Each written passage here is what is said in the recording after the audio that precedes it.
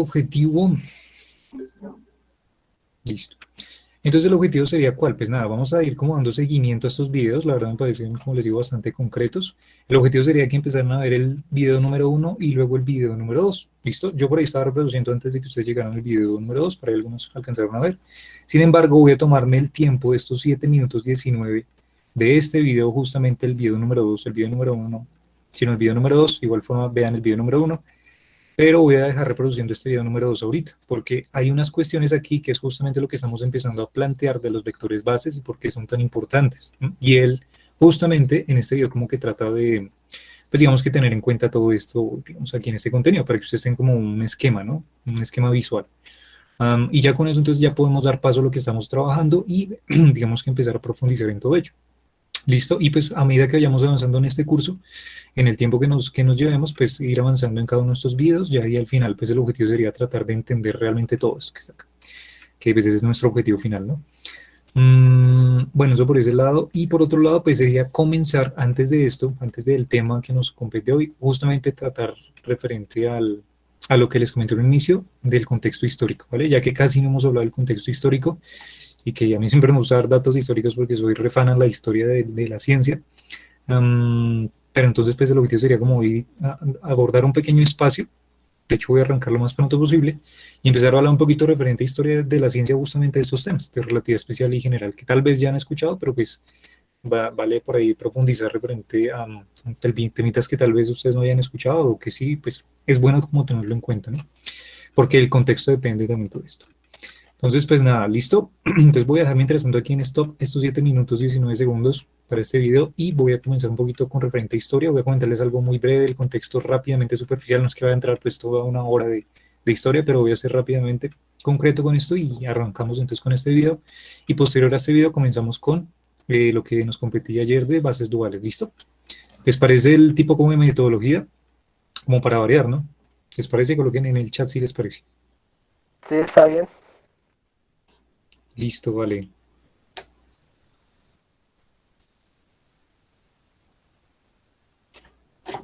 Pero al final de todo esto uno podría empezar a hacer cositas así como lo hace el video que nos va a mostrar. O sea, como ese tipo de visualizaciones o algo. O sea, de simulaciones. Sí, algo así, sí. Pues podría buscar algunos tipos de simulaciones porque sí tenía hecho en mente eso. Digamos que yo no tengo en este momento la facilidad de hacer simulaciones creadas por mí mismo porque el computador en este momento no me está dando. Ya se habrán dado cuenta en las reuniones que esto está súper malísimo. Pero sí voy a buscar, voy a tomarme ya después a medida que vayamos avanzando de pronto unas imágenes, voy a recolectar unas imágenes, unos videos también de otros canales que recomiendo bastante, no los mismos de siempre, que son como que a veces estos tipos de divulgación, digamos, un poquito más profunda, porque esos videos divulgativos son específicos, ¿sí? O sea, no es como divulgación científica para todo el público, sino que es un poquito más a profundidad, que es justamente pues para este curso. Sin embargo, voy a aprovechar todo eso para así mostrarles a ustedes también las simulaciones que todo esto se desarrolla. Entonces, bueno, listo, entonces espera un momentico, voy a dejarlo así. Entonces, a ver, vamos a hablar un poquito referente al contexto histórico. Bueno, no sé, me gustaría como tenerle ahí no tuve tiempo para hacer como una especie de recopilación de imágenes, pero bueno, ¿cuál sería el objetivo? El objetivo sería empezar a hablar un poquito referente al contexto histórico de la relatividad especial. ¿No? Entonces, pues tal vez si ya habían escuchado por ahí cuando este señor Einstein se gradúa justamente eh, del Politécnico de Zurich, digamos que después este señor pues de alguna forma no encuentra algún tipo de formación laboral, en el sentido que cuando sale pues digamos que no tiene muchas relaciones, pues digamos que las personas, los docentes y la planta pues digamos docente que estaba por allá en estos institutos no recomendaba mucho a Einstein precisamente porque Einstein tenía una peculiaridad y era justamente que siempre desafiaba la autoridad, ¿no? Entonces pues digamos que cuando sale un amigo suyo, Michel Besó, justamente digamos que lo invita a ser parte de alguna forma de un trabajo que es la famosa oficina de patentes, de la que pues, supongo que ya habrán oído por ahí, y pues donde este señor empieza a trabajar allí y es justamente donde pues digamos que el conocimiento de Einstein, la creatividad más que todo es donde explota, ¿no? Y donde todo esto, no sé si de pronto más bien como colocar aquí, voy a colocar como imágenes para que no me vean ahí como solamente el Meet, que sería como aburrido.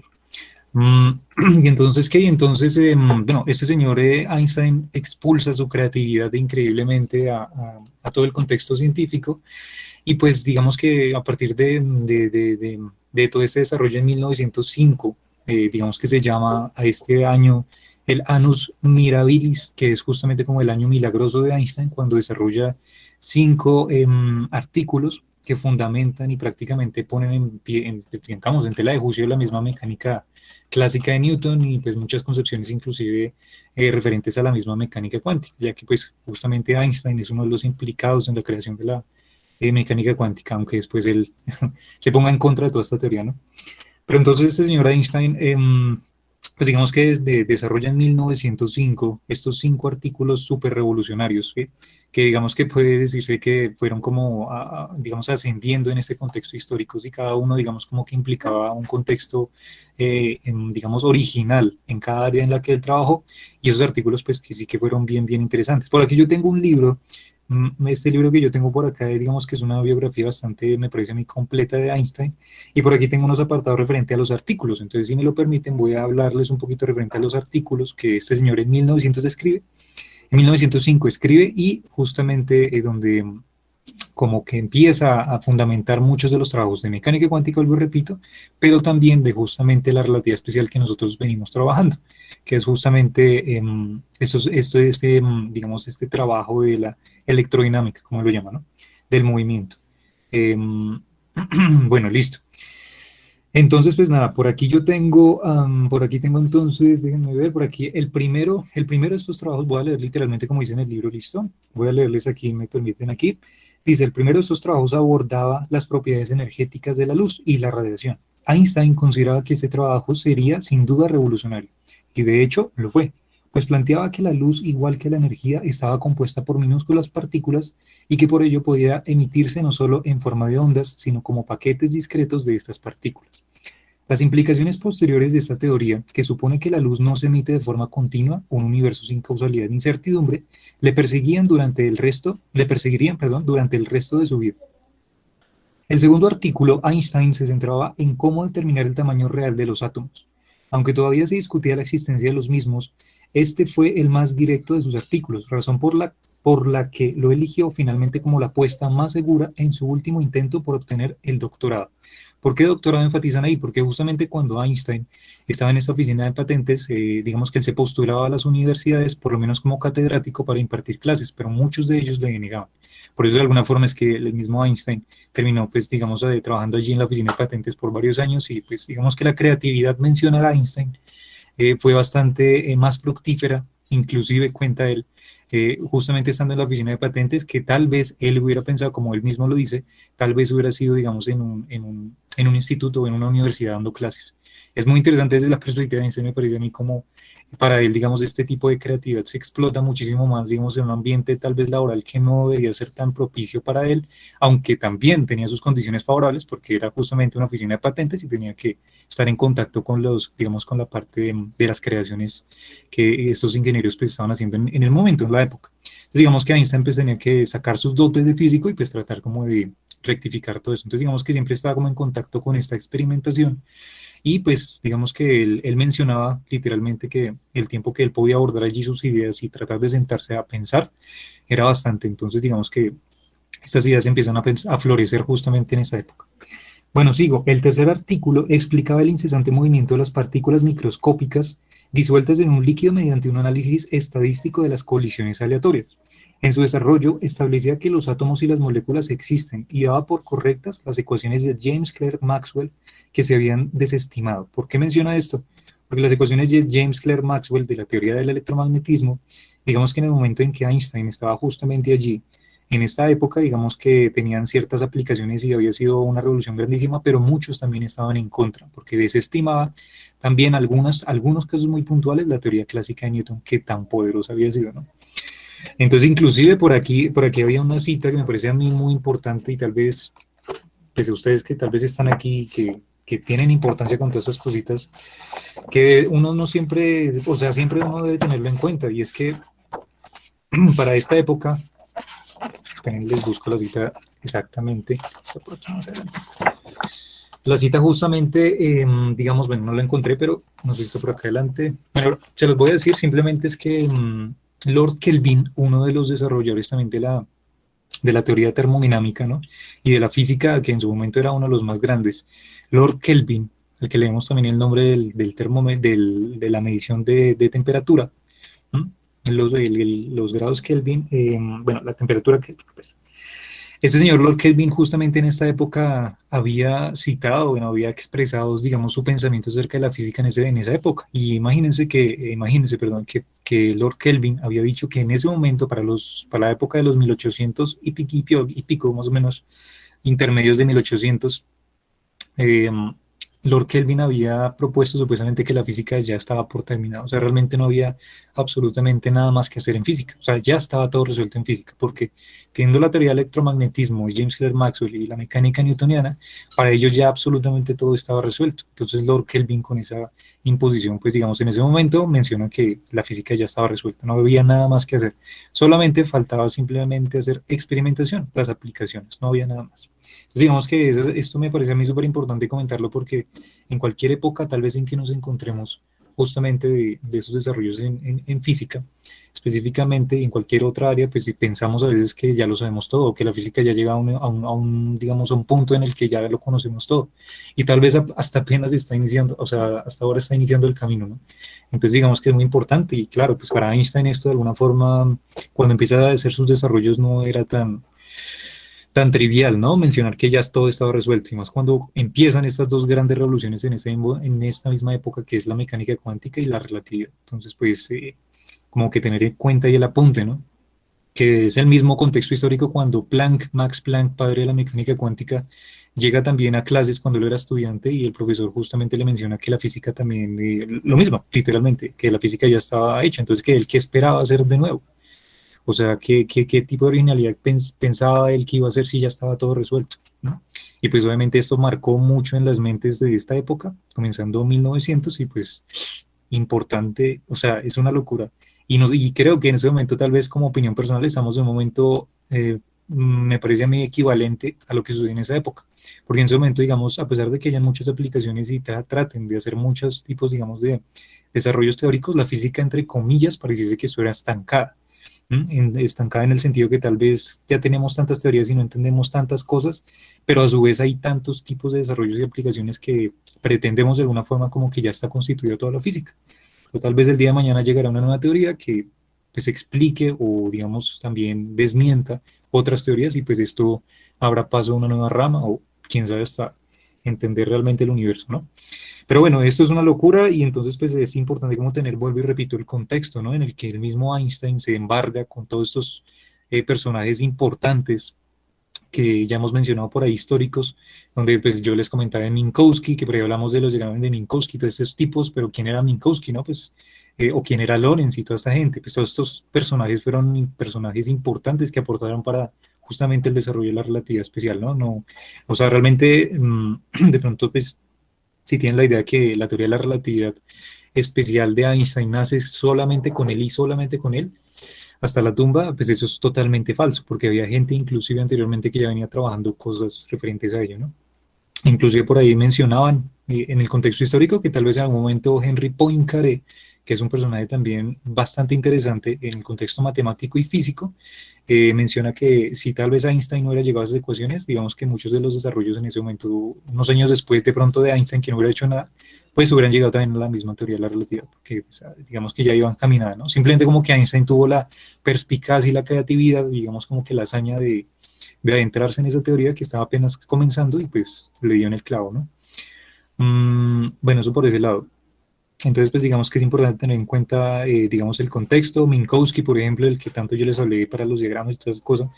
Minkowski fue un profesor, por ejemplo, de Einstein. Y de hecho, se la llevaban mal en el colegio, en el instituto, porque pues digamos que Einstein nunca compaginó con la autoridad, ¿no? Como que le obligaran. Él siempre era una persona bastante autónoma. Pues me parece a mí muy bien realmente, por ejemplo, esos tipos de, digamos, de formación que el mismo Einstein replica que, digamos, pues no el confrontar la autoridad tal vez en muchas ocasiones, pero sí tratar como de uno realmente hacérselas valer para uno aprender por uno mismo. Y eso prácticamente fue lo que Einstein lo caracterizó, el mismo aprendizaje de él y que muchas veces también digamos, ayuda de los amigos, pero pues él a pesar de todo, de las copias que pudo haber hecho con sus amigos, inclusive con su misma pareja, Mileva, pues digamos que, pues, digamos que la perspicacia y la inteligencia de él, y más que todo la creatividad, pues fue lo que lo llevó realmente a lanzarse en ese mundo tan increíble, ¿no? Bueno, entonces pues Minkowski pues, fue uno de los profesores, pero pues futuramente es uno de los desarrolladores también de la relatividad especial, curiosamente, irónicamente, y pues mucha gente pues obviamente contribuyó en todo esto, ¿no? Bueno, listo, sigo. El cuarto artículo, según informó a Havich en su carta, Havich era un amigo de Einstein, justamente cuando estaba apenas saliendo del Politécnico, y pues nada, este señor le escribe una carta diciéndole, bueno, un poco de cosas justamente de los artículos que había, digamos, hecho en ese momento para esta fecha, y pues digamos que a detalles de ellos. Entonces digamos que este artículo, este cuarto artículo, justamente es el que le escribía a este amigo de él, y pues nada, todavía era un borrador. ¿Y cuál era el tema? Aquí leo literalmente, estudiaba la electrodinámica de los cuerpos en movimiento y suponía una completa revisión de las nociones tradicionales de espacio y tiempo, basándose únicamente en experimentos mentales, sin práctica. En un laboratorio, decidió descartar los conceptos newtonianos del espacio y el tiempo absolutos. Esta idea es la que desarrollada expone la teoría especial de la relatividad. Entonces, pues, obviamente en este cuarto artículo, o sea, este cuarto artículo, que es la electrodinámica de los cuerpos en movimiento, es justamente el artículo que manda a la fama a la relatividad especial, ¿no? Y donde pues digamos que junto con lo que había hecho Hendrik Lorentz y las ecuaciones y lo que vimos nosotros de estas transformaciones de Lorentz utilizadas por Einstein, digamos que como completa el trabajo finalmente para estos desarrollos, ¿no? Y aquel mismo año de 1905 escribió un quinto artículo donde planteó la relación entre energía y masa, un breve añadido al cuarto del que surgió la ecuación más conocida de la historia de la física, que es E igual pues, a mc al cuadrado. ¿Listo? Entonces en este quinto artículo como que hace una revisión de todo esto y como que hace las conclusiones finales y aquí pues llega justamente a esa ecuación pues tan famosa, ¿no? A la que llegamos hace poco. Bueno, no sé si pronto por aquí... sí, puede ser. Entonces, a ver, por aquí les leo literalmente. Estos cuatro artículos del milagroso año de Einstein fueron clave en su carrera científica. Einstein estaba en lo cierto cuando señaló que el primero de ellos acabaría considerándose revolucionario, pues en él residía la noción que anunciaba una completa transformación en este campo de la ciencia. La idea de que la luz no se emitía únicamente a través de ondas, sino también de minúsculos paquetes de cuantos, desvió la física a oscuros dominios más difíciles de indagar, incluso que los retorcidos planteamientos descritos en la teoría de la relatividad. Entonces, pues como les comento, Einstein es uno de los implicados obviamente también en el nacimiento de la mecánica cuántica y pues este señor trabaja unos movimientos bastante extraños y aleatorios que por allá sucedían justamente a estas escalas atómicas, ¿no? E inclusive moleculares. Entonces, pues es justamente esto lo que lo lanza de alguna forma también entre comillas, la fama, que son esos trabajos en el desarrollo cuántico, y pues es por esto, unos años después, que le dan el premio Nobel de Física, que fue por el desarrollo del efecto fotoeléctrico, ¿no? Un tipo, digamos, de intento por justificar el fenómeno dualístico de la luz, ¿no? El comportamiento dualístico de la luz. Bueno, esto les puedo comentar referente aquí a este contexto. Bueno, por aquí hay simplemente una profundización aquí en cuanto a la mecánica cuántica.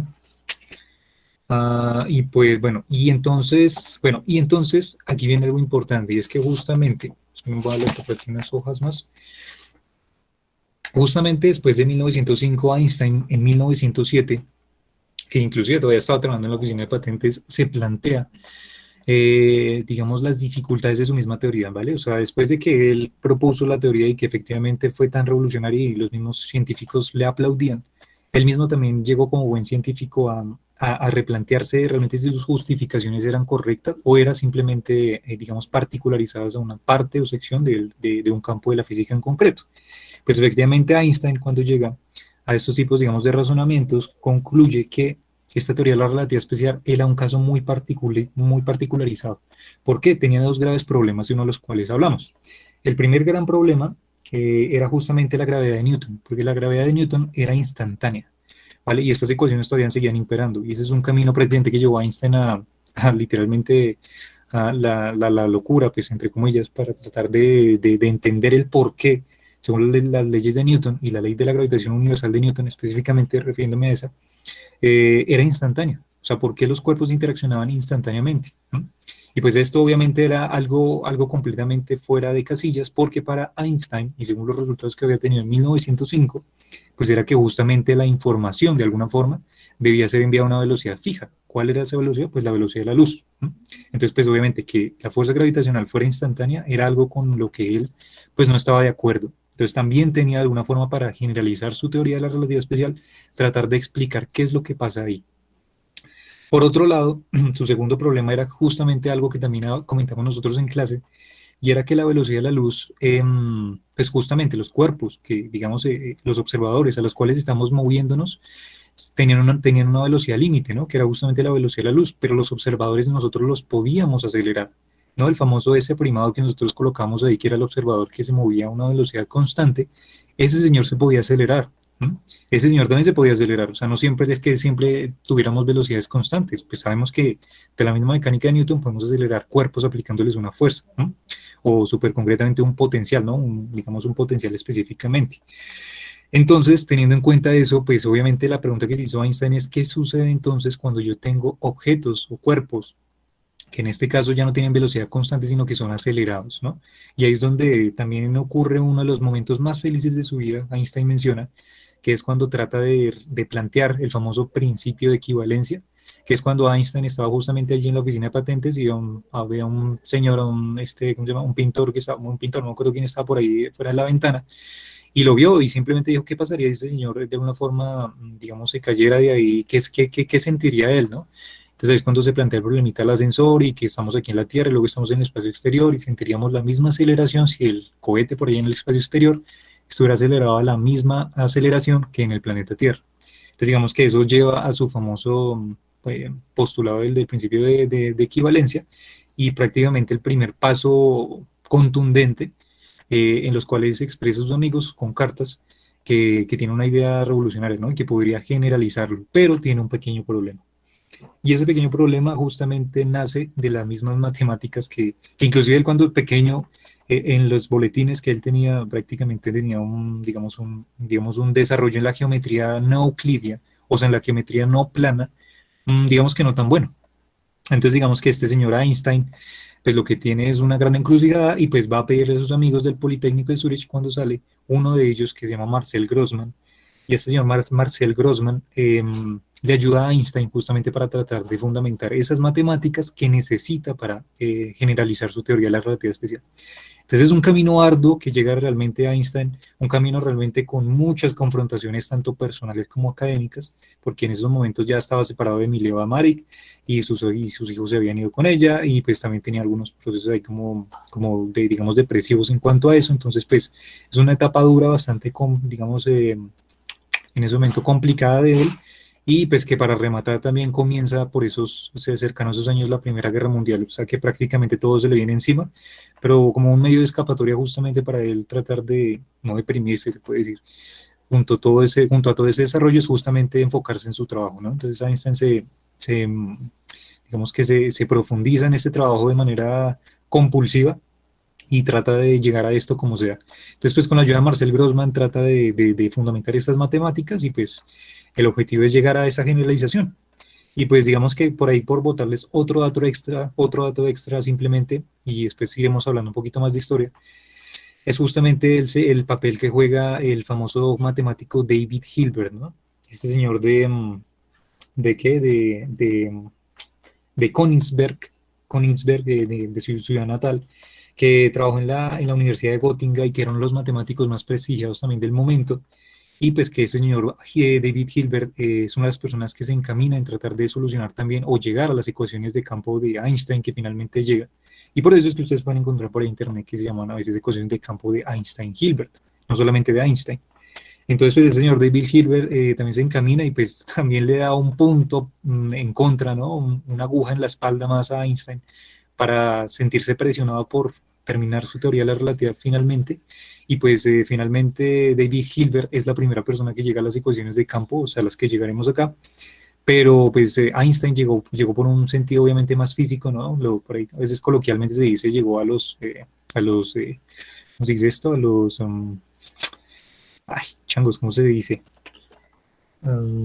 Como a las patadas, pues, ¿no? O sea, como rayando, o sea, literalmente como haciéndolo a las patadas y tratando como hacerlo lo más brusco posible, ¿no? La matemática lo más brusco posible desde el punto de vista físico. Pero pues Hilbert, como era matemático, lo hace con una elegancia, mencionan, pues obviamente inigualable, pues porque él era matemático. Entonces, pues desde ese punto de vista, Hilbert llega en una carta, se la envía a Einstein y pues este señor llega al principio, pero Einstein llega unos cuantos días después y pues ya Hilbert al final menciona que pues Einstein, a pesar de todo, era la persona que había propuesto la teoría. Entonces, obviamente, a pesar de que Hilbert había llegado en principio, y en principio que tenía una rivalidad Einstein con Hilbert por ese temita, al final, pues de alguna forma se hicieron amigos y pues Hilbert le dio el crédito, totalmente el crédito, pues porque la teoría había sido de él, las matemáticas simplemente la trabajó Einstein, pero pues finalmente queda como acreditado, ¿no? El mismo Einstein en todo este sentido. Y hay una cita por ahí que decía, David Hilbert decía, cualquier chaval en Göttingen sabe más sobre geometría cuatridimensional que Einstein, y aún así ha sido él quien ha hecho el trabajo. Cierro comillas. Eso sí había sido de David Hilbert. O sea, justamente porque él había trabajado en Göttingen, muchos de esos, digamos, educadores trabajan mucho estos tipos como de matemáticas súper desarrollados, obviamente un formalismo súper avanzado, que inclusive David Hilbert como que, pues obviamente en este caso Einstein como que desacreditaba, ¿no? Como que él no sabía tanto de este tema, pero sin embargo de un arduo y profundo estudio que hace Einstein, pues como menciona David Hilbert, dice, aún así ha sido él el quien ha hecho el trabajo. Entonces, pues finalmente se le ha reconocido. Pues de eso hablaremos un poquito más del tema. Es un tema obviamente bastante largo, tiene muchas cosas, muchas implicaciones más allá de todo el contexto histórico, que pronto iremos tocando a medida que vayamos avanzando, pero que es importante y interesante también que lo tengan por ahí en cuenta, ¿no? Listo. Bueno, ese era el contexto histórico que más o menos les quería dar. Obviamente aquí como cositas vamos a ir viendo referente a contextos, pero bueno, apenas 6:30. ¿Listo? ¿Qué tal? ¿Qué tal? ¿Sí les gustó más o menos como el contexto histórico? ¿Sí? ¿No? Como para que vayan haciendo una idea, ¿no? Me parece tan importante pues. Igual de eso iremos hablando un poquito más. ¿Están ahí? ¿Qué opinan? ¿O no les gustó?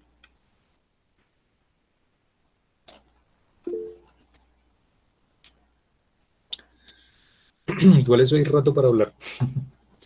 Listo, bueno, en fin, entonces, obviamente todo este camino que estamos nosotros forjando justamente es uno de las aportaciones que este señor Marcel Grossman trata como de explicarle cuando hablemos de tensores a Einstein, ¿no? Y es el punto de partida que Einstein toma para empezar a generalizar su relatividad.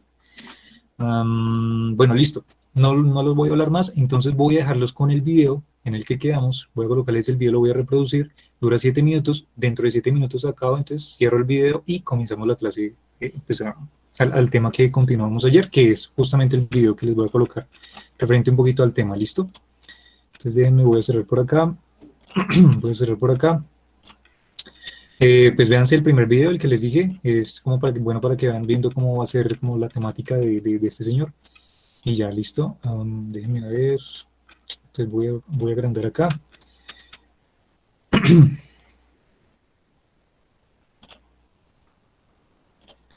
Igual, como ya tienen el canal, lo pueden repetir, ¿no? Las veces que quieran. Voy a colocar por acá.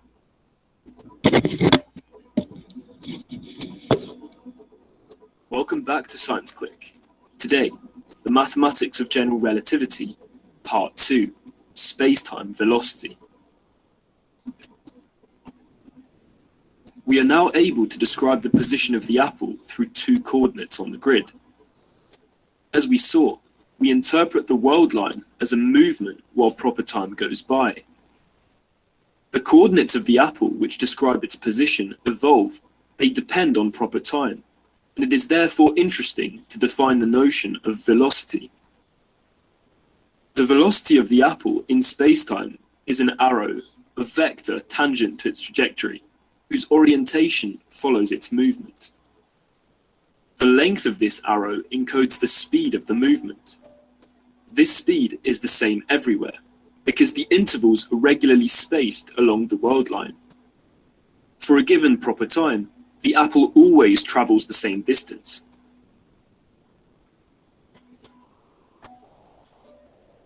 More generally, all objects in the universe move with exactly the same speed.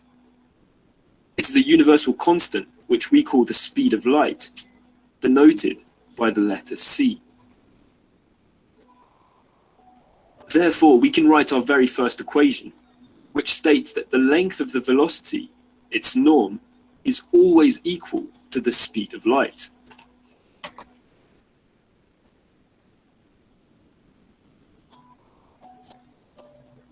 When using coherent units, for example, if we measure time in seconds and distances in light seconds, the speed of light is precisely 1. This simply means that time is a measure of distance. The proper time of an object simply measures the distance traveled through space-time. For each second of proper time, the apple travels 1 light second through space-time. We now want to describe velocity using our coordinates. Starting from the apple, we draw 2 arrows on the grid that represent the directions and amplitudes of each coordinate. These arrows are called basis vectors. We will denote them E0 and E1 given the coordinates they respectively describe. With these 2 basis vectors, we can decompose the velocity as a sum. Here, for example, 2 blue arrows and 1 red arrow. The numbers 2 and 1 are called the components of the vector. The value of a component indicates the rate at which the corresponding coordinate increases. In a way, we measure the rate at which the apple moves along each of the 2 coordinates as proper time goes by.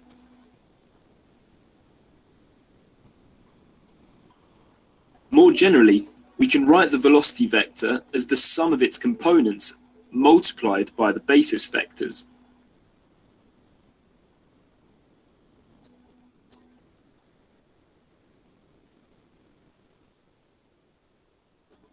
In mathematical expressions in general relativity, it often happens that a same term is summed over all coordinates one by one. For example, in the previous equation, we wrote the vector as the sum of each component multiplied by each basis vector. To compactify this expression, we can summarize the whole sum by writing only one of these terms and replacing the numbers which designate the coordinates by a Greek letter. For example, alpha, which goes through each coordinate one by one.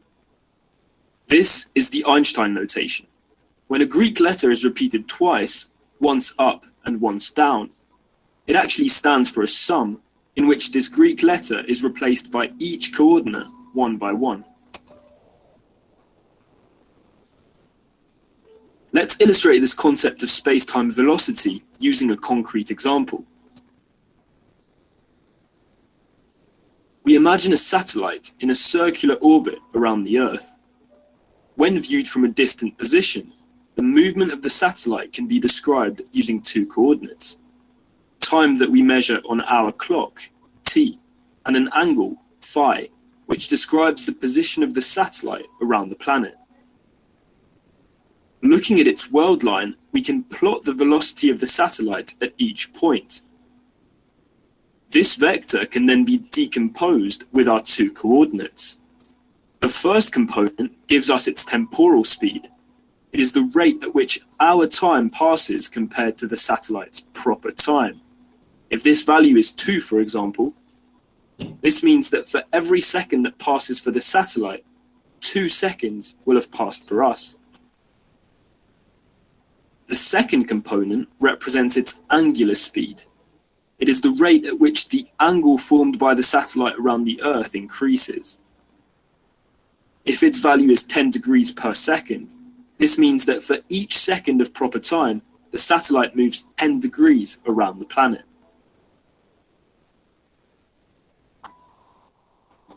The first equation we obtained before allows us to say that the length of the vector is always the same. This is the speed of light. At a glance, one might think that we can use the Pythagorean theorem to calculate the length of the velocity given its components. but it is crucial to understand that the coordinates do not represent real distances. Their values and their rate of change are arbitrary numbers which do not have real physical significance. For example, the angle formed by these two satellites increases at the same rate. Their velocities have the same angular component, but it's easy to see that it doesn't mean they have the same speed. The farthest satellite moves faster, even though its vector has the same component. In the next videos, we will see how to solve this problem, how to get a real measure of physical distances and speed from components, building a new version of the Pythagorean theorem, more general, which works in spacetime regardless of which grid we use.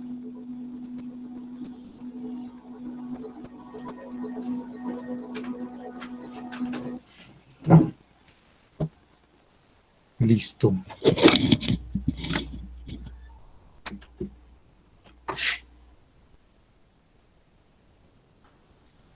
Bueno, eso por un lado. Por otro lado, les recomiendo, antes ya ahora sí de comenzar, entonces les recomiendo el siguiente canal también.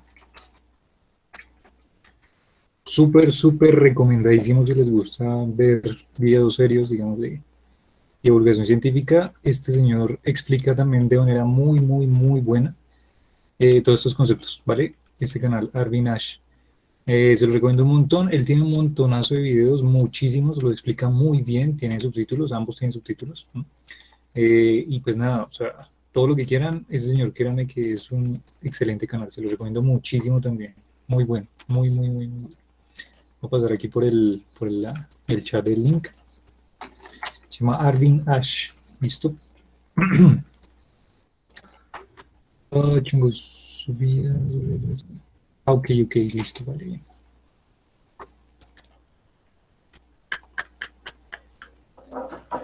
Listo, entonces ahí les paso el link. Se pueden buscar videos, digamos, de relatividad especial y general.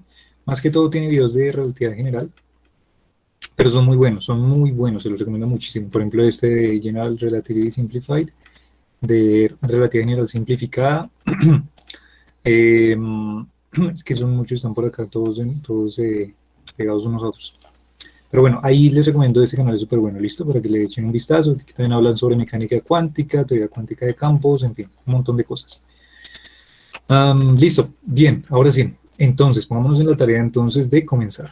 Si se dieron cuenta, ¿cuáles son las conclusiones que yo quería que ustedes vieran con este video? Que me sirve pues con el tema que comencé el día de ayer. Y es justamente que los vectores bases, si se dieron cuenta, son algo sumamente importante cuando vamos a hacer descripción de estos vectores, ¿no? De las velocidades, de las fuerzas, bueno, en fin, todo eso lo podemos describir con los vectores bases, ¿vale? Porque sin ellos no podríamos generar ese espacio, ¿no? Vectorial y pues se dieron cuenta aquí como especie de velocidades, ¿no? Justamente cuando él hablaba de esto, pues que tenemos que tener en cuenta. Entonces, pues nada, listo, arranquemos con lo que quedamos ayer. Entonces, ven acá que necesito traer las ecuaciones de las que hablamos ayer y una vez las tenga, entonces puedo comenzar. Aquí.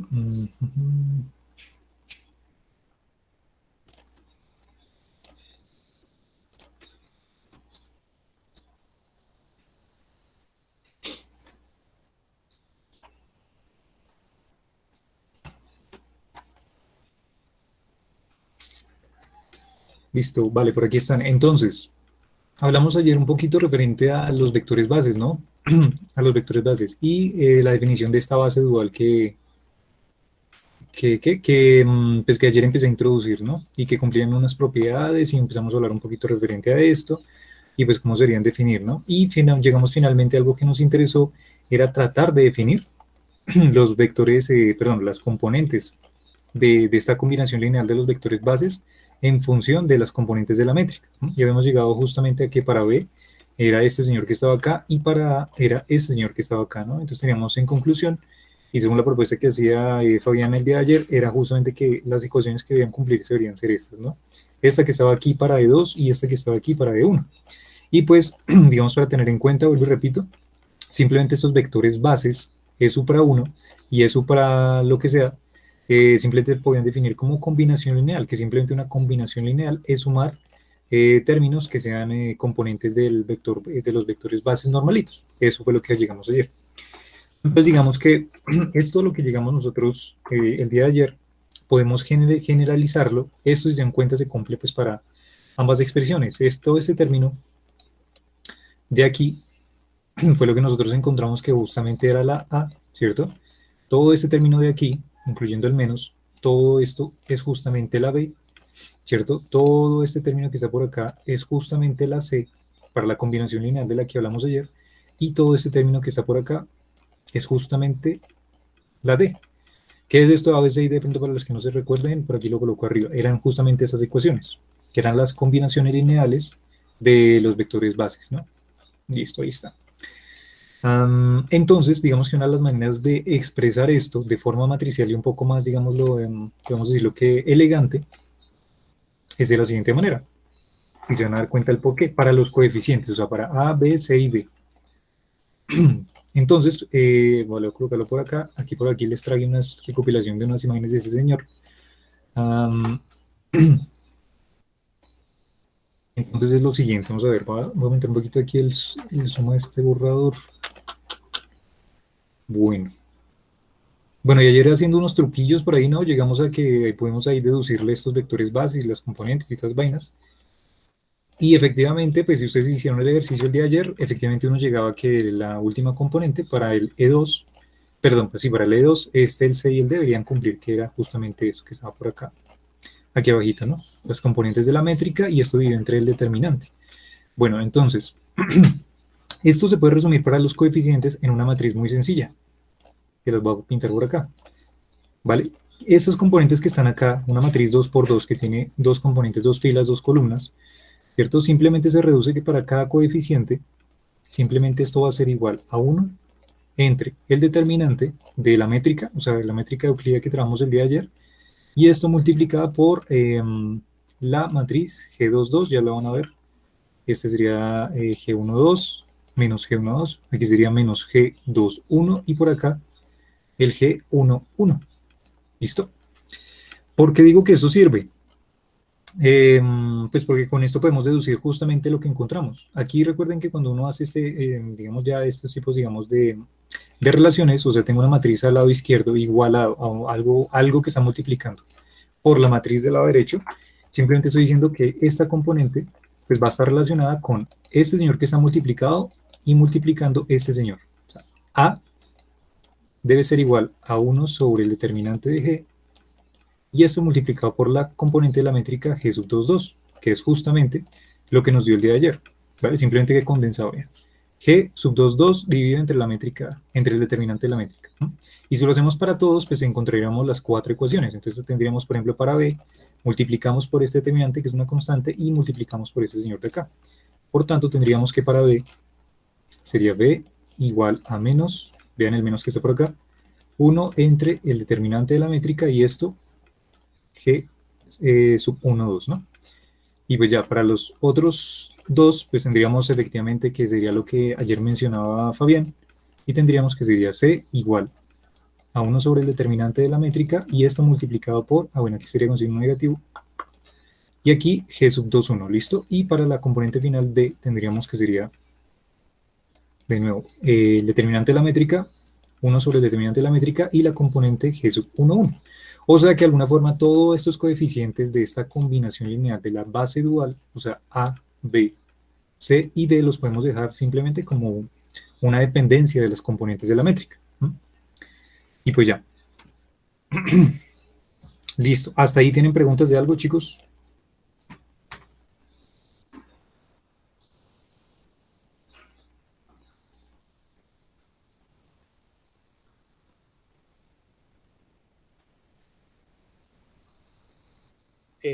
Nicolás, Sí. vos invertís los componentes de la métrica para que al hacer el producto nos quede como hemos visto ayer. ¿Cómo otra vez, Ricardo? Dime. Digo que vos estás acomodando de esta forma la matriz, digamos, de la métrica, para que nos quede igual a lo que estuvimos viendo ayer. Por eso Sí. cambiaste de lugar los componentes, los invertiste las posiciones o hiciste una transpuesta, no sé. No, Ah, ok, o tampoco sea, es transpuesta. para esta métrica Euclides, ¿sí? Claro, claro, para que nos quede bien los resultados, digamos. Ajá, exactamente, sería como hacer ahí una serie de arreglo, como una transpuesta conjugada o algo así, ¿sí o no? Algo así, sí, Sí, sí. exactamente. Está bien, está bien. Ujú. Listo, pero Gracias. ahí obviamente lo coloco súper superficial para que vayamos construyendo eso, pero sí, Ricardo, tienes razón. Ujú.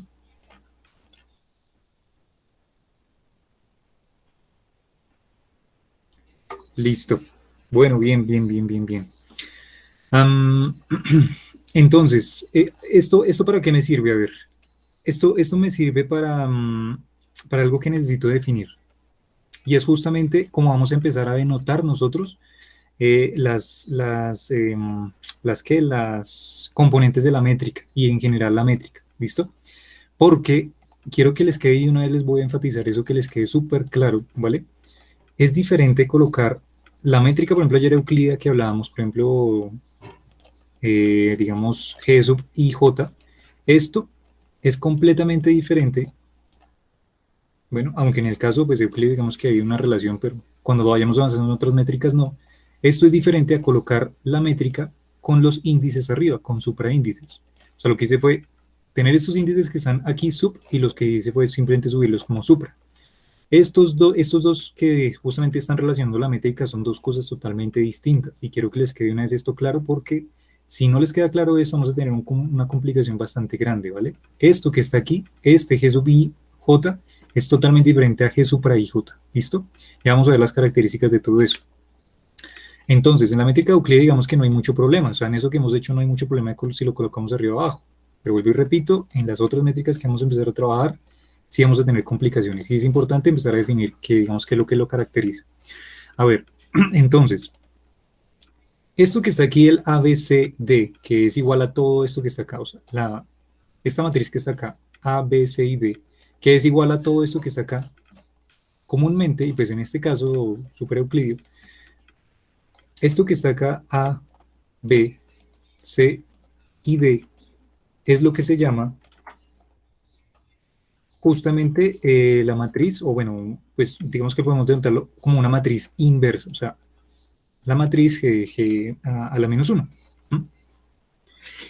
O como comúnmente ahora sí se suele denotar, es que esto, de alguna forma, esto que está colocado acá, que es la inversa de esto que está acá, bueno, debería colocarlo mejor, pues ya que ayer lo coloqué y una vez lo voy a colocar acá, los índices aquí abajito.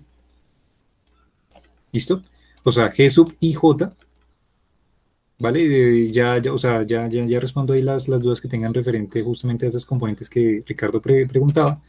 Y simplemente vamos a decir que esto, digamos, esta matriz A, B, C y D, que es justamente todo esto, pues para no escribir más, bueno, ahorita lo vuelvo a escribir, todo esto grandote que está acá, es lo que se llama la inversa de la métrica. Que esto simplemente no es ni más ni menos que cuando tú hagas la inversa de una matriz, en este caso, pues que es nuestra métrica, eso simplemente se traduce en que tú vas a subir los índices, los vas a volver supra. O sea, tienes una matriz, si le aplicas la inversa de esa matriz, justamente estás obteniendo, mira, estás teniendo la métrica, pero con los índices arriba, ¿listo? O sea, como índices supra. Entonces, pues simplemente la inversa, cuando estamos hablando de que en este caso pues, nuestra métrica es G sub IJ y aplicamos la inversa, eso simplemente es, lo que nos devuelve es justamente eso que está acá. Entonces, en general,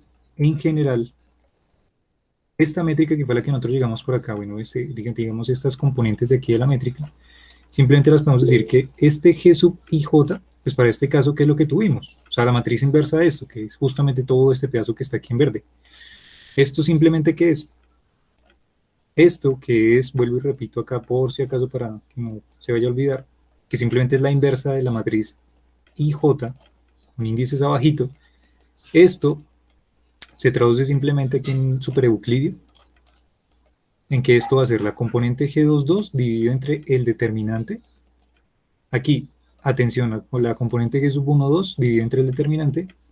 Por acá, menos la componente G21 dividido entre el determinante. Y aquí la componente G sub 1, 1 dividido entre el determinante. ¿Vale? ¿De dónde sale esto de que estoy haciendo de dividir entre el determinante? Pues nada, lo que hice simplemente fue incluir esta constante que está fuera de la matriz y la multipliqué en cada una de las componentes, pues porque yo puedo hacer eso, ¿no? Entonces, esto de entrar este determinante, este 1 sobre determinante aquí dentro, pues simplemente se convierte en esto que está acá.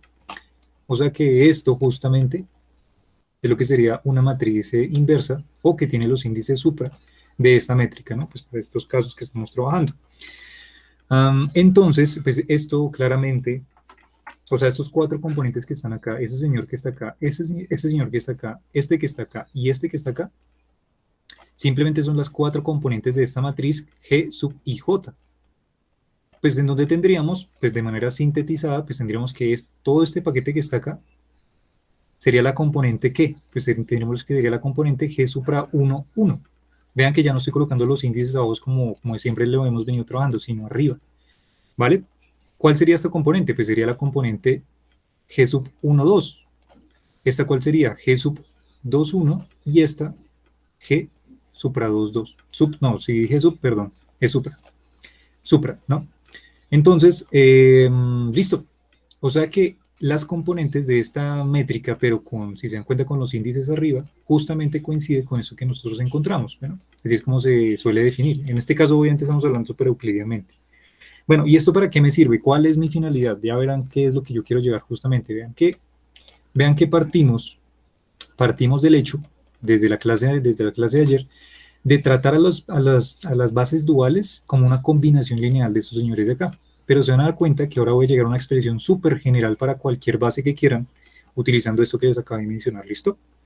Entonces, vean que estos señores que están acá, la componente G supra 1, 1, por ejemplo, vamos a tomar esta como ejemplo, G supra 1, 1, que coincide justamente con este que está acá, ¿cierto? Hace parte de esta primera combinación lineal, o sea, de esta que está por acá, donde esta A que está acá es justamente eso. A es 1 sobre el determinante de la matriz por la componente G sub 2, 2, porque vean lo que aquí lo podíamos ver, ahorita lo señalé. Aquí teníamos, veanlo, ahí está. Mi componente A, mi coeficiente A que está multiplicando aquí el vector base normalito, es simplemente 1 sobre G sub 2, 2, ¿cierto? Esto que está acá. Y eso es justamente A. O sea que yo puedo reescribir, y atención, aquí porque estamos colocándolo ahora así súper general, yo puedo reescribir entonces para estos dos vectores bases como combinación lineal, vectores duales, es supra 1, veanlo aquí está, es supra 1 va a ser igual a A por E sub 1, pero ¿a quién es? A justamente es esto que está acá, que es justamente esto que está acá. O sea que yo puedo definir esto que simplemente va a ser como la componente G supra 1, 1, vean que ya no es sub, sino supra 1, 1, y esto multiplicado por la base G sub 1, ¿cierto? Vean que esto hasta aquí, quiero hacer la comparación, es diferente, ¿dónde está? A esto que está acá. Veanlo, a esto que está acá. Vean que aquí los índices los colocamos abajo, ¿cierto? Las componentes, o sea, la componente de la métrica G sub 1, 1, G sub 2, 1, todo lo colocamos abajo para G. Pero para este caso vean que estoy colocando los índices arriba, ¿listo? Y es porque estoy definiendo esta métrica inversa que se llama G supra IJ, pues para acá está la de la combinación lineal, ¿listo? Entonces, sigo. ¿Qué tendríamos aquí? Más B, pero B, ¿quién es? B justamente es 1 sobre el determinante por menos G sub 1, 2, que eso justamente es la componente G sub 1, 2, supra 1, 2, perdón, que sería entonces G supra 1, 2, y esto por E sub 2. Listo, vean que ya lo que hicimos fue transcribir utilizando la métrica inversa de esto que estaba acá. ¿Listo? O sea, para los coeficientes, que digamos es lo principal. Estos coeficientes que están aquí acompañando los vectores bases normales son descritos por estas componentes de la métrica inversa. ¿Listo? Bien, si lo hacemos de igual forma para 2, pues tendríamos algo similar. Pues ya aquí podemos más o menos intuir qué es lo que habría. Y pues justamente aquí tendríamos que, aquí para la componente C era 1 sobre el determinante por menos G sub 2, 1. Pero menos G sub 2, 1 es justamente la componente G sub 2, 1, G supra 2, 1. Eso sería G supra 2, 1 por E sub 1 más, y aquí nos faltaría el último, pues que podemos ver sería el último que está acá, G supra 2, 2, E sub 2, listo. Y esto sería entonces la transcripción, vean, de la definición de los vectores bases duales como combinación lineal de los vectores bases normales, teniendo en cuenta la métrica inversa que está por acá. ¿Listo? Entonces voy a colocar por acá pronto como un subtítulo pequeño. Métrica inversa. Obviamente, tengamos en cuenta, recuerden que nuestro punto de partida fue euclidiano, ¿no? Estamos todavía trabajando, digamos, el plan. No estamos metiendo nada de tiempo, todavía nada de esas cosas. ¿Listo? Pero es súper importante que lo tengan en cuenta. Por tanto, aquí es donde llego a la generalización. Y es que de esta combinación lineal que está aquí, yo puedo generalizarlo para cualquier componente, o sea, para cualquier base dual, E sub 1, E sub 2, E sub 3, E sub 4, E sub 5, E sub n, ¿vale? Hasta cualquier, digamos, enésima base dual de la siguiente manera, y pueden ver lo que va a funcionar perfecto. Entonces, ¿cómo se generaliza esto? Puedo decir que la base dual E supra i, recuerden que estamos hablando cartesianamente, por eso índices latinos, va a ser igual simplemente a la sumatoria del j-ésimo término que comienza en 1, porque estamos hablando todavía euclídicamente, de las componentes de la métrica inversa, o sea, G supra I J, y esto multiplicado por E supra J. E supra J, no, perdón, sub J. Sub J, ahora sí. Eso, ahora sí, para que estemos de acuerdo. O sea, lo que hice fue colocar, de manera general los vectores bases de cualquier número i que tú quieras trabajar, ¿listo? Y con las componentes j-décimas de los vectores bases normalitos con las componentes de la métrica inversa, ¿vale? Y esto me reproduce las ecuaciones que tú quieras de combinación lineal de cualquier base dual de componentes E1, E2, E3, E4 hasta n, por ejemplo. Listo. Digamos que como comprobación de esto, pues por ejemplo, para satisfacer estas ecuaciones que están arriba, pues por ejemplo, tomamos i igual a 1 y j, pues digamos, en un espacio 2D, o sea, trabajando solamente, por ejemplo, x y y, justamente para este caso, o sea, el caso 2D, x y y, justamente es esto que está acá. Entonces, j arrancaría desde 1 y terminaría en 2. O sea que esta ecuación simplemente, esta ecuacióncita generalizada, se traduciría que tendríamos e supra 1, y esto igual a ¿quién? A la sumatoria de j que arranca en 1 hasta 2, porque es hasta donde voy a llegar, el valor que va a llegar, y eso sería g supra 1, supra 1j, y esto multiplicado por el vector base e sub j. ¿Listo? Y ya lo que nos restaría, pues, justamente es aplicar la sumatoria. Pues ya sabemos que aquí lo que tenemos que hacer es reemplazar las j acá y llegar hasta el 2. O sea que aquí tendríamos, vean que tendríamos g supra 1, 1, g supra 1, 1, y aquí e sub 1, y luego como es sumatoria, sumamos, luego g supra 2, perdón, supra 1, 2, porque estamos reemplazando en la j, vean que el 1 siempre es constante aquí porque definimos que esa es la base dual, 1, igual a 1, y aquí tendríamos e sub 2, y esto justamente es la ecuación que está aquí arribita, ¿vale? O sea que aquí comprobamos que esta ecuación realmente es, digamos, es la extensión general de esta definición de bases duales en el espacio clásico, ¿no? Listo, esto, en el espacio clásico. Y pues así, serviría para cualquier iésimo número. Si quieren hacer el e a la 3000, pues serviría el e a la 3000, ¿no? Tendríamos que mirar es justamente las componentes de la métrica, si nos sirve y toda esa cuestión, y ver justamente qué sería esto, estas componentes. Y ya con esto, pues, podemos definir todo. ¿Listo? Vale, creo que más o menos fui explicativo ahí con ese sentido. ¿Preguntas? Mientras. Hola Nicolás, tengo algunas preguntas. Sí, dime. Buenas. Oye, este G supra IJ, dices que es la inversa de G IJ, ¿cierto? De G sub IJ. Y este G es la métrica.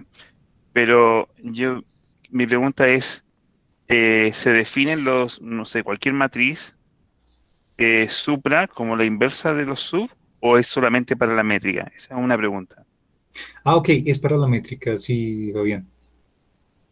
Ya, solo para la métrica, vale. Lo otro es que En el caso de Euclides, como la métrica es la matriz identidad, ¿no? Ujú. Entonces ahí la inversa seguiría siendo la identidad, pero en espacios con otras curvaturas tendríamos otro tipo de métrica, otro tipo de, de matrices, ¿verdad? Y ahí Sí, sí no correcto. sería lo de... Ya. Ok, Sí, y la otra pregunta que tenía era más de notación. Esa expresión en morado que pusiste, la notación de Einstein sería sin la sumatoria y ya está, ¿verdad? exactamente, eso es lo que iba a hacer a continuación. Ajá. Ya lo voy Vale, a vale. colocar. Dale, Fabián, bien, súper, súper, súper bien. Voy a colocarlo una vez en notación de Einstein. Que a Einstein le gusta suprimir todos los sumatorios, entonces simplemente pues diríamos que esto sería igual a G supra I y esto simplemente quitando los sumatorios y ya, digamos, de alguna forma aludiendo a que vamos a tener una sumatoria. Recuerden la clave, ¿no? El tip que hace Einstein para poder suprimir esta sumatoria no es que sea tan trivial de yo quitarla, ¿no? Es porque siempre hay como, digamos, una pista para saber si hay una sumatoria ahí o no. Y esa pista, vale, esta sería la ecuación en notación de Einstein, ¿listo? ¿Cuál es la pista de Einstein? Que Einstein te dice, mira, si tu ecuación, tú tienes, por ejemplo, estos dos tipos que están acá, y tú ves que, pilas, tenemos un índice que está arriba, o sea, está haciendo supra, ¿cierto? Está aquí, y tenemos también un índice que está abajo, haciendo las veces de subíndice. Entonces, si tenemos un índice arriba y un índice abajo, ya tenemos por inferencia que esto es una sumatoria, ¿listo? Si no, no. O sea, ejemplo de lo que no podría ser, por ejemplo, una condensación en notación de Einstein. Por ejemplo, los siguientes, a mí se me da, por ejemplo, yo que se me invento algo así, un objeto matemático que sea, por ejemplo, G supra IJ y E supra J. Esto no es una sumatoria. Esto no es una sumatoria, ¿vale? Esto no es una sumatoria porque nos damos cuenta que aquí está el índice supra y aquí este también está supra, ¿vale? Y quiero enfatizar que es justamente las Jotas. No estoy hablando nada de las I's, solamente de las Jotas, ¿vale? Porque la J es el término justamente que uno reemplazaría. Pero aquí está supra y aquí está supra. Por tanto, esto no es una sumatoria. ¿Listo? Esto no es una sumatoria. Lo que sí es una sumatoria, pues lo vuelvo a repetir, lo que acabé de escribir es justamente cuando colocamos el índice abajo. Tenemos índice arriba, índice abajo, por tanto ya inferimos entonces que hay una sumatoria allí intrínseca, ¿listo? Y ya, fin de la historia. Entonces, esto sería la ecuación, digamos que en formulación de notación de Einstein, eso sería simplemente la base dual dependiente de las componentes de la métrica inversa, ¿cierto? Multiplicada por las bases normalitas, ¿y listo? Esto es notación de Einstein y pues, bueno. Disculpa, Nicolás, tengo me acordé de la otra pregunta. En la métrica inversa, ¿se le puede llamar métrica dual? O porque estoy entendiendo que el espacio dual está con los supra, ¿no? O Uh-huh. estoy generalizando demasiado ahí. No, estás en lo correcto, Fabián. Ya, y la métrica que está con los supra índices, ¿se le puede llamar métrica del espacio dual? Sí, ¿O sí? sí, Fabián. Perfecto, Uh-huh. gracias. Sí, y ahí es un súper buen apunte para todos. Se me ha pasado de pronto el temita de cómo de pronto también lo llaman a veces, ¿no? Y es justamente así como una métrica, pues es la métrica inversa, lo dicen como métrica inversa, pero también tal vez lo pueden encontrar como la métrica del espacio dual, que es esta justamente. ¿No? Pero recuerden, cuando estamos hablando de la métrica, es que es más, lo voy a colocar porque sí me parece buen apunte, voy a colocar cuando estamos hablando tal vez de métrica dual, es simplemente métrica dual, simplemente estamos hablando de la métrica inversa, ¿listo? Listo, ya. Bien. O sea, lo que sería el G supra I J. Listo, bien. Perfecto. Perfecto. Entonces, pues ya sabemos qué es lo que cumple. Entonces, en conclusión, digamos aquí como paréntesis conclusión, qué es lo que nosotros ya resumimos en todo esto que hemos visto entre ayer y hoy. Que prácticamente la base dual en general cumple dos simples reglas. Y pues ya sabemos que es combinación lineal también de la base normalita y en fin. Pero digamos que cumple dos principales reglas que son justamente, a ver, les voy a colocar, que son justamente que E supra I es igual a G supra I J, en notación de Einstein, E sub J, ¿listo? O sea, esto que lo saqué a colocar aquí arribita. Y lo otro es que cumple que supra I punto, producto escalar, E sub J es igual a este señor que está acá, que por ahí nosotros lo hablamos hace ratico, ¿no? Que ese señor que está acá simplemente es el famoso delta de Kronecker, ¿cierto? Entonces por acá les coloco el nombrecito, de pronto si no se acuerdan, que ese señor se llama delta de Kronecker, no sé si de pronto está bien, mal, me confirman de pronto si está mal escrito, a veces me confundo con el nombre. Delta de Kronecker, creo que se llama así, no sé. Creo que va con, no sé, creo que en 2 puntos, bueno, algo así. Buscan delta de Kronecker. Y esto simplemente, la definición del delta de Kronecker, es que en este caso, si se dan cuenta, el delta tiene índice, supraíndice I y subíndice J. Y te dice aquí que este delta de Kronecker, como definición, es simplemente 1 cuando 1 si I es igual a J. Y te va a dar 0 si I es diferente de J. ¿Listo? Esa es la definición del tensor este de delta de Kronecker. Y ya. Listo. Entonces hay como dejarlo como por ahí en una puntita. Lo coloco por acá. Listo. Delta de Kronecker. Y ya, listo. Estas son las dos definiciones importantes que pues, tenemos que tener en cuenta. La base dual se resume en esto, que es una combinación lineal de esto que está acá y pues también que cumple justamente la definición del producto escalar como delta de Kronecker, ¿no? Que esto que está acá. Pero recuerden que estamos hablando de las bases, ¿no? Solamente las bases. Listo, perfecto. A ver, ahora, esperen a ver que por aquí tengo una cosita que me gustaría mencionarles, pero a ver si lo puedo sintetizar.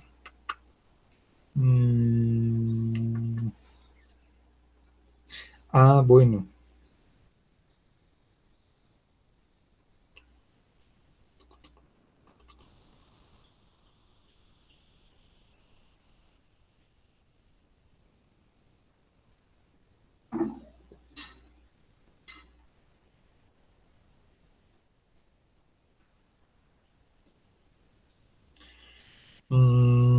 A ver, es que ayer me hicieron una pregunta, creo que fue también Fabián, que me había dicho, digamos, cómo sería algún prototipo como de representación de esto, ¿no? O sea, de alguna forma, no sé, por colocar un ejemplo tal vez un poco más, ¿cómo se dice esto? Más adecuado.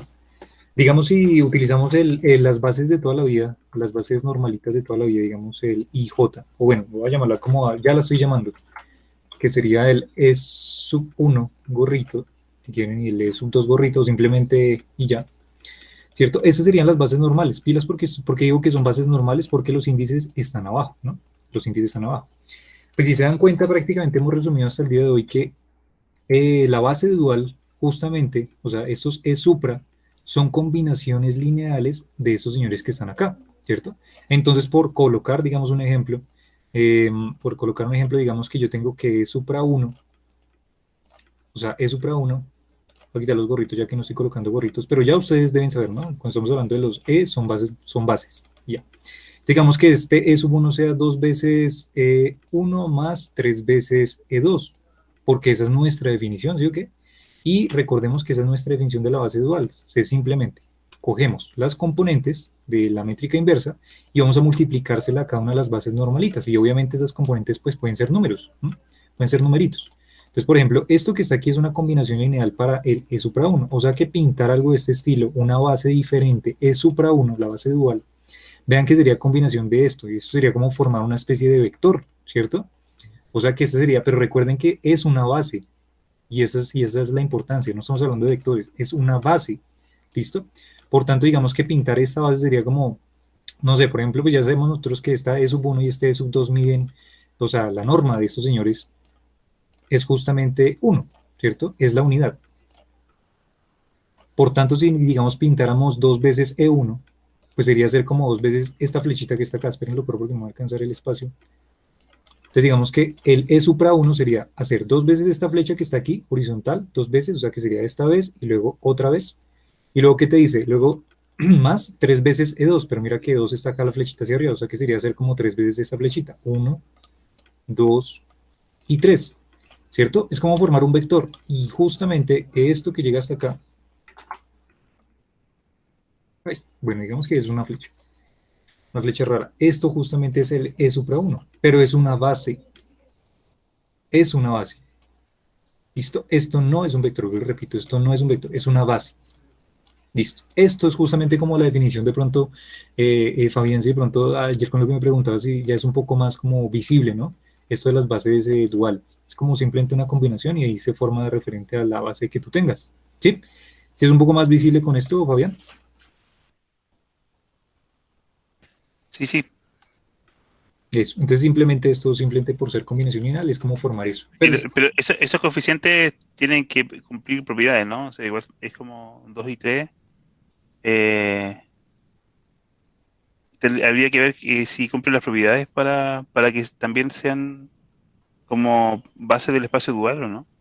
sí, claro. Me, Y eso, me refiero a que, o sea, yo entiendo que hiciste como un ejemplo que es un vector dentro del mismo espacio y eso ayuda como a aterrizar bastante. No es como un espacio paralelo ni nada por el estilo, es un vector dentro del mismo espacio.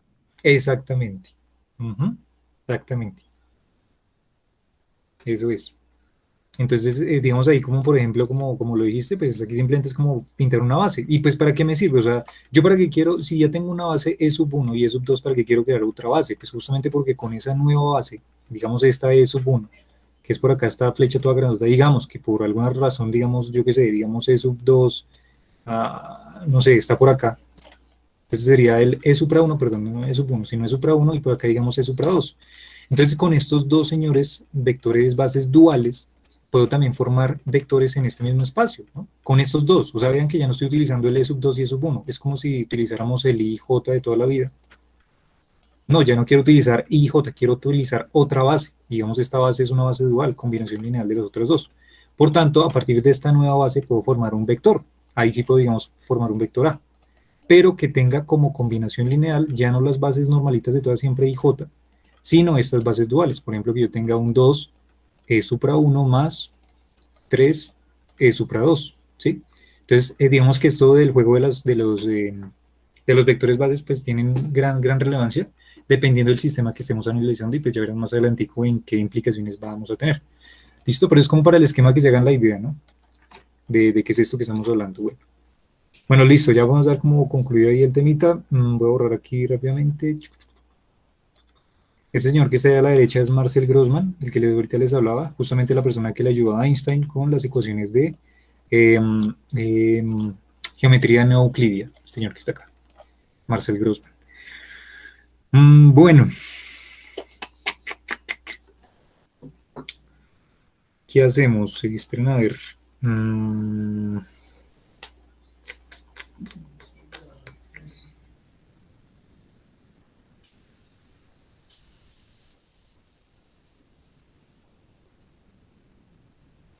Ya sé, podemos hacer un ejemplito. ¿Quieren que hagamos un ejemplo de la aplicación de esto? O sea, digamos un ejemplo un poquito más, no sé, como colocamos una matriz, digamos una métrica, hallamos la inversa, o sea, la G supra IJ y construimos, tratamos de construir un vector con eso. ¿Les parece sí o no? ¿O quieren que avancemos en el tema? Ustedes deciden. Sí, listo. Listo, entonces vamos a colocar aquí un ejemplo pequeñín, pequeñín. Entonces, vale, por aquí yo tengo un ejemplito anotado. A ver. Entonces, tenemos, por ejemplo, nos proponen, o sea, esto que voy a colocar aquí es un ejemplo, ¿no? Nos proponen la métrica G sub IJ, que tiene las siguientes componentes, la componente 2, 1, 1 y 2. ¿Listo? Y pues obviamente que esta métrica depende, o digamos que está constituida a partir pues de las bases normales, pues E sub 1 y E sub 2, los de toda la vida, digamos que fuera I y J gorrito, ¿no? O sea, en 2D. Recuerden que cuando, o sea, a ver, hay una forma, digamos, de entender en qué tipo de dimensión estamos trabajando. Pues en principio podemos ver la de las bases. Estamos teniendo dos bases, pues estamos hablando del 2D. O también de la matriz, si nos botan la matriz y no nos dicen nada de bases, pues vamos a ver qué dimensiones justamente de las componentes que tenemos, ¿sí? Aquí tenemos una matriz 2 por 2, o sea, dos filas, dos columnas. Y justamente este 2 que se está repitiendo hace referencia a las dimensiones que estamos trabajando. 2, ¿listo? Justamente dos dimensiones. Bueno, listo. Entonces nos dan esta matriz que puede ser pues una métrica, por ejemplo. Y entonces, ¿cuál sería nuestro primer objetivo? Pues el primer objetivo sería determinar la inversa de esta matriz y G sub I J, ¿no? Que sería justamente lo que queremos encontrar, el G supra I J.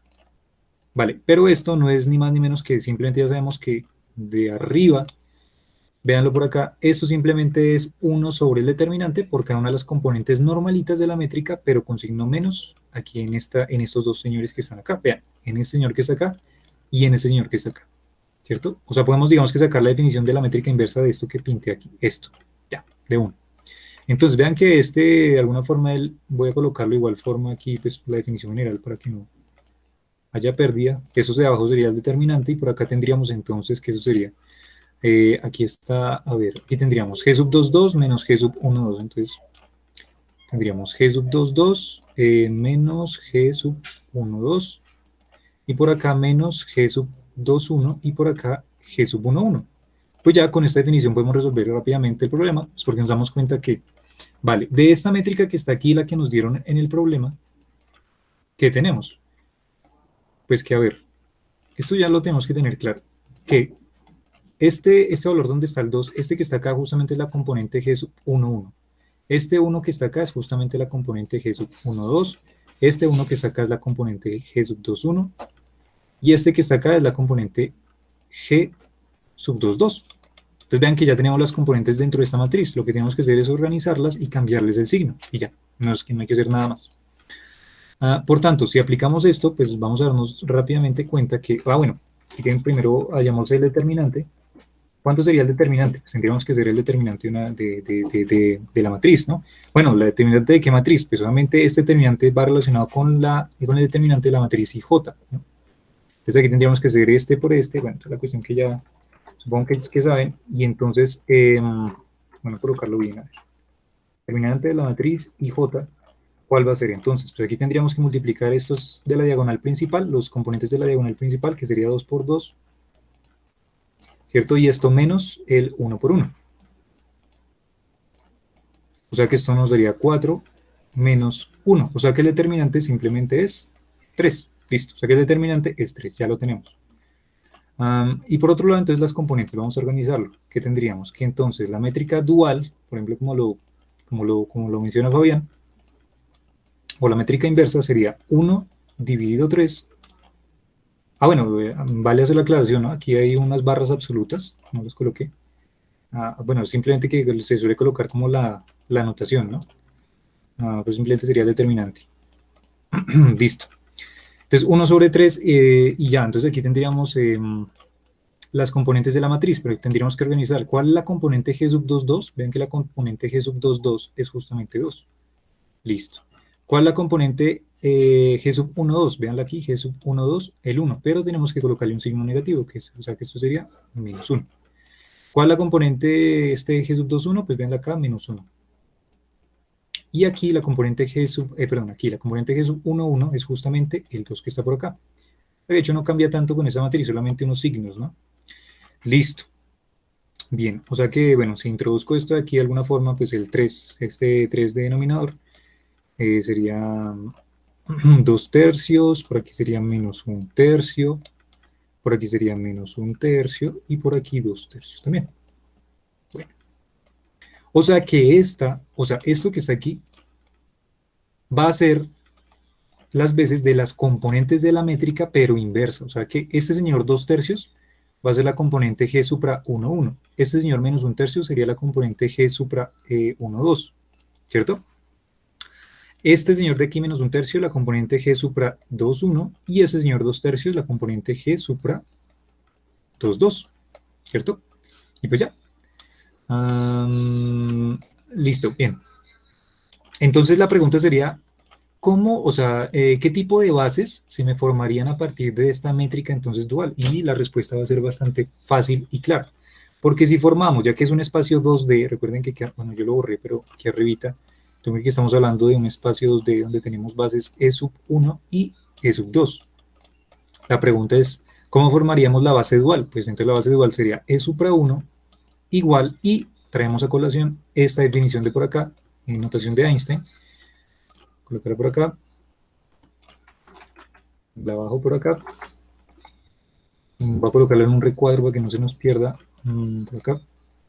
¿Y qué es lo que nos dice? Entonces vamos a tener entonces, ya que estamos hablando entonces de i igual a 1, tendríamos, ya que estamos hablando de dos dimensiones, entonces tendríamos g sub 1 j, voy a colocarlo primero general, e sub j, pero esta j va a ir hasta 2 porque son dos dimensiones, o sea que tendríamos la componente g supra 1, supra 1, perdón, g supra 1, 1, g sub 1 más la componente g supra 1, 2, g sub 2. Ay, es que g sub 2 está apostando la cabeza. E sub 2, ¿cierto? Por tanto, entonces, E sub 1 aquí va a ser igual. Vean que la base dual ya la podemos formar porque vean que ya tenemos las componentes y es por eso, digamos, lo primordial, trabajar primero la métrica. Ya tenemos las componentes G supra 1, 1 y G supra 1, 2, ¿cierto? Veanla acá. G supra 1, 1 y G supra 1, 2. ¿Cuánto vale? 2 tercios y menos 1 tercio respectivamente. O sea que si reemplazamos tendríamos que eso sería 2 tercios de E sub 1 y aquí con el signo negativo, tengan en cuenta ahí, menos, aquí sería 1 tercio de E sub 2. Y listo. Y para la base dual E supra 2, entonces, pues hacemos lo mismo. Tendríamos ahora que en vez de, aquí voy a colocar aquí un asterisco, por aquí otro asterisco. Entonces para esta, ¿qué tendríamos? Tendríamos entonces G supra 2 J E sub J. O sea que ahora vamos a reemplazar las J de igual forma de 1 hasta 2, pero con este índice I igual a 2, ¿cierto? O sea que eso se me resume, perdón, en G supra 2, 1,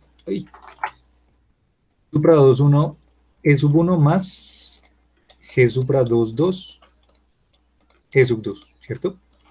Vale, que si lo resolvemos, entonces nos devuelve con las componentes que acabamos de encontrar. G supra 2, 1, ¿a quién es igual? Entonces, G supra 2, 1 es igual a menos 1 tercio. O sea que aquí sería menos 1 tercio de E sub 1. Listo. Y tendríamos luego más la componente G supra 2, 2, que sería E sub 2. Aquí en este caso sería 2 tercios. Aquí sería 2 tercios de E sub 2. Listo. Y con estos dos, pues si se dieron cuenta, lo que acabamos de encontrar justamente fueron las bases duales de esta métrica, ¿no? O sea, de la métrica original. O sea, si se dieron cuenta, teniendo tú tu métrica, puedes encontrar ya las bases duales de justamente esa métrica, ¿no?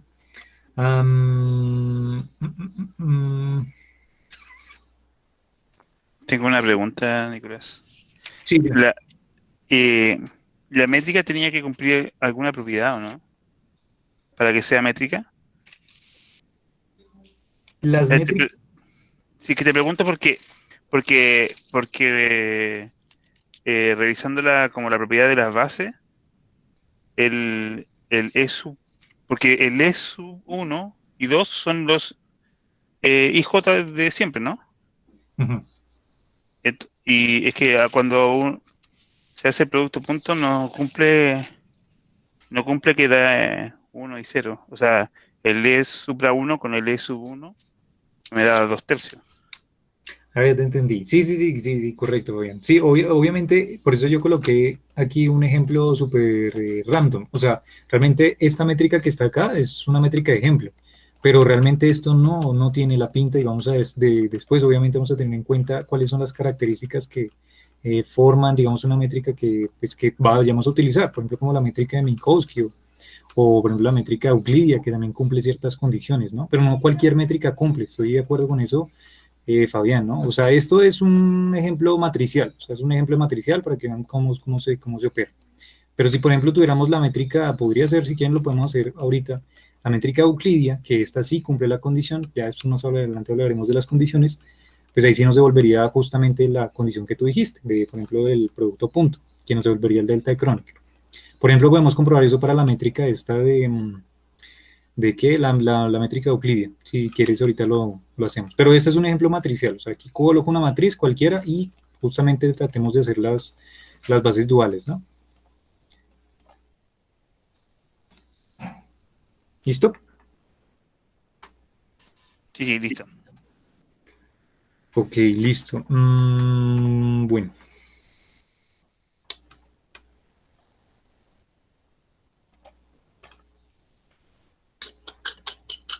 A ver. Ahora, si por ejemplo nosotros tuviéramos lo siguiente, ¿vale? Ahí tenemos las bases duales, pero entonces ahora vamos a colocar, por ejemplo, el ejemplo de un campo vectorial. Digamos un campo vectorial A, digamos un vector A que sea, por ejemplo, tenga componentes, yo que sé, por ejemplo, 2 veces E1 por acá, más 3 veces E2 por acá. Entonces tengo el vector A. Listo, tengo el vector A que es 2 veces E1 más 3 veces E2. Eso sería un vector de toda la vida, en espacio R2 y pues ya, o sea, componentes X y Y, ¿cierto? Serían los componentes 2 y 3. Y pues aquí IJ, I gorrito y J gorrito. Listo. La pregunta es, ¿cómo convertimos este vector, pero en la base dual? O sea, que tenga algo por aquí, o sea, que tenga algo por acá, pero que esté, o sea, que tenga componentes E supra 1 más algo que esté por acá, y componentes E supra 2, o sea, un vector en la base dual, es la pregunta. Justamente con el dibujito que ahorita les hice, ¿no? Colocando la comparación allá. Bueno, la pregunta es cómo lo hacemos. ¿Qué opinan? ¿Cómo hacemos eso? ¿Qué se les ocurre? O sea, de alguna forma, la cuestión sería, dejamos este E sub 1 en función, o sea, hacemos la combinación lineal de E sub 1 en función de las bases duales. O sea, vamos a utilizar estos dos, pero como combinación lineal de E sub 1. ¿Cómo podríamos hacer eso? ¿Qué se les ocurre?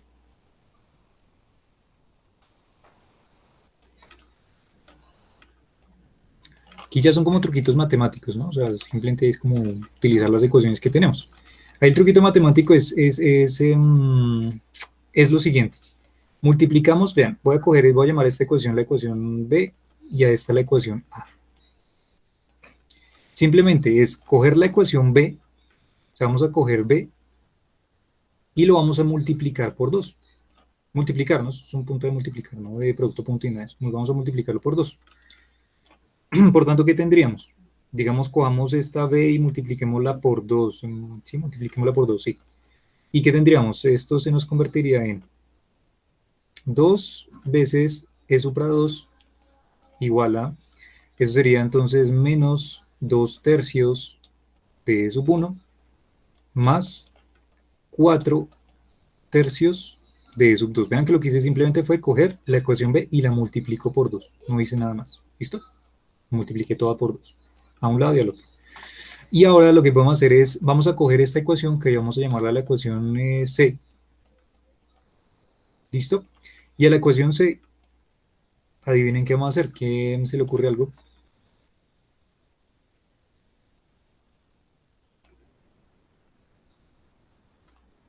¿No? Bueno, la ecuación C la vamos a sumar la ecuación A. Y esto simplemente respondería a lo siguiente. Tenemos la ecuación C, que es esa que acabamos de encontrar, y le sumamos la ecuación A, que de hecho, bueno, lo voy a hacer aquí aquí un poco va a quedar esto como mal hecho. A ver, voy a quitar esto. Y aquí voy a colocar entonces más bien más la ecuación A. ¿Y la ecuación A qué es? La ecuación A es E1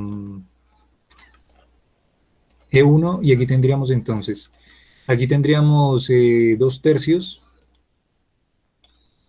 E1, ¿cierto? Y por acá tendríamos menos 1 tercio E2. Y si se dan cuenta, lo que estoy tratando de encontrar es justamente lo que yo quiero, ¿no? Que la base normalita, E sub 2 en este caso, E sub 2 en este caso, quede en función de justamente el E sub 1, el E supra 1 y el E supra 2. Vale, si hago la suma acá, vean que estos dos términos se me van a cancelar, se me vuelven 0. ¿Aquí qué tengo? Aquí tendría 4 tercios menos 1 tercio, ¿cierto? Que eso se me convertiría simplemente en 3 tercios, o sea, 1. O sea, E sub 2, ¿cierto? Positivo. Y aquí al otro lado, al igual que tengo, pues como es una suma, tendría aquí 2 veces E supra 2 más E supra 1. Y aquí tengo mi ecuación, o sea que aquí, bueno, ya, colocándola bien, entonces eso simplemente sería E sub 2 como combinación lineal de estos señores de acá, simplemente se me devuelve como esto que está acá. ¿Listo? O sea, E sub 2 es igual a 2 veces E supra 2 más una vez E supra 1. Y ahí ya la tenemos como combinación lineal. Sí, hasta ahí todo bien.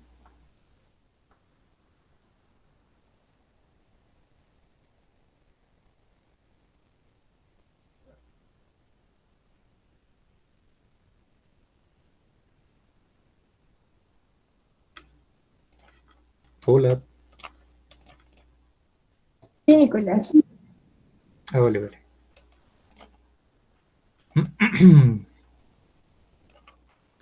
Listo, bien. Perfecto. Entonces, digamos que aquí ya tenemos el E supra, el E sub 2, ¿no? La pregunta sería, bueno, ¿y cómo hacemos con el E sub 1? ¿Qué se les ocurre entonces para un E sub 1? Que sea combinación lineal del otro. ¿Mm?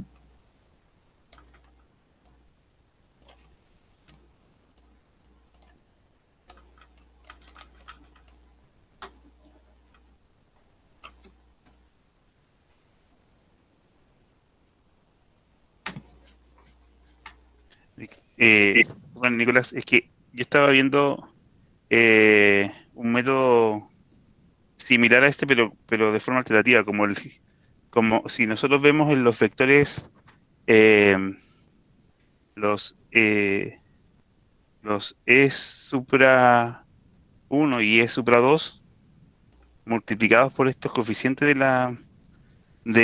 la métrica inversa, Ujú.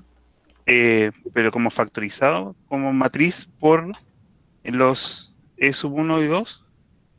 Cuando uno multiplica por la métrica, eh, quedan factorizados ya. O sea, bueno, es más fácil escribirlo que explicarlo, pero un poco aplicar una ecuación, pero de forma matricial. ¿Sí? Ok, ok. Sí, sí, sí, sí. Ya sí más o menos por dónde vas. Bueno, no quería botarles el truco, pero se los voy a dar ya. O sea, les voy a dar la revelación. La revelación. Bueno, esta ecuacióncita que está aquí en notación de Einstein nos devuelve bases duales en función de las bases normales. ¿Vale? Y pueden comprobarlo, y de hecho lo vamos a comprobar en el futuro, digamos, con unas propiedades que pudiéramos aplicar ahí, Fabián, y es justamente esto de multiplicar estas métricas. No lo hago en este momento porque todavía no hemos visto esto, más adelante lo veremos, pero una de las propiedades justamente nos devuelve, y pueden confiar en mí, les doy mi palabra, que así como podemos hacerlo para las bases duales, o sea, estos señores E supra, podemos hacerlo para las bases normales, o sea, las E sub. O sea, si yo quiero encontrar una ecuación con las bases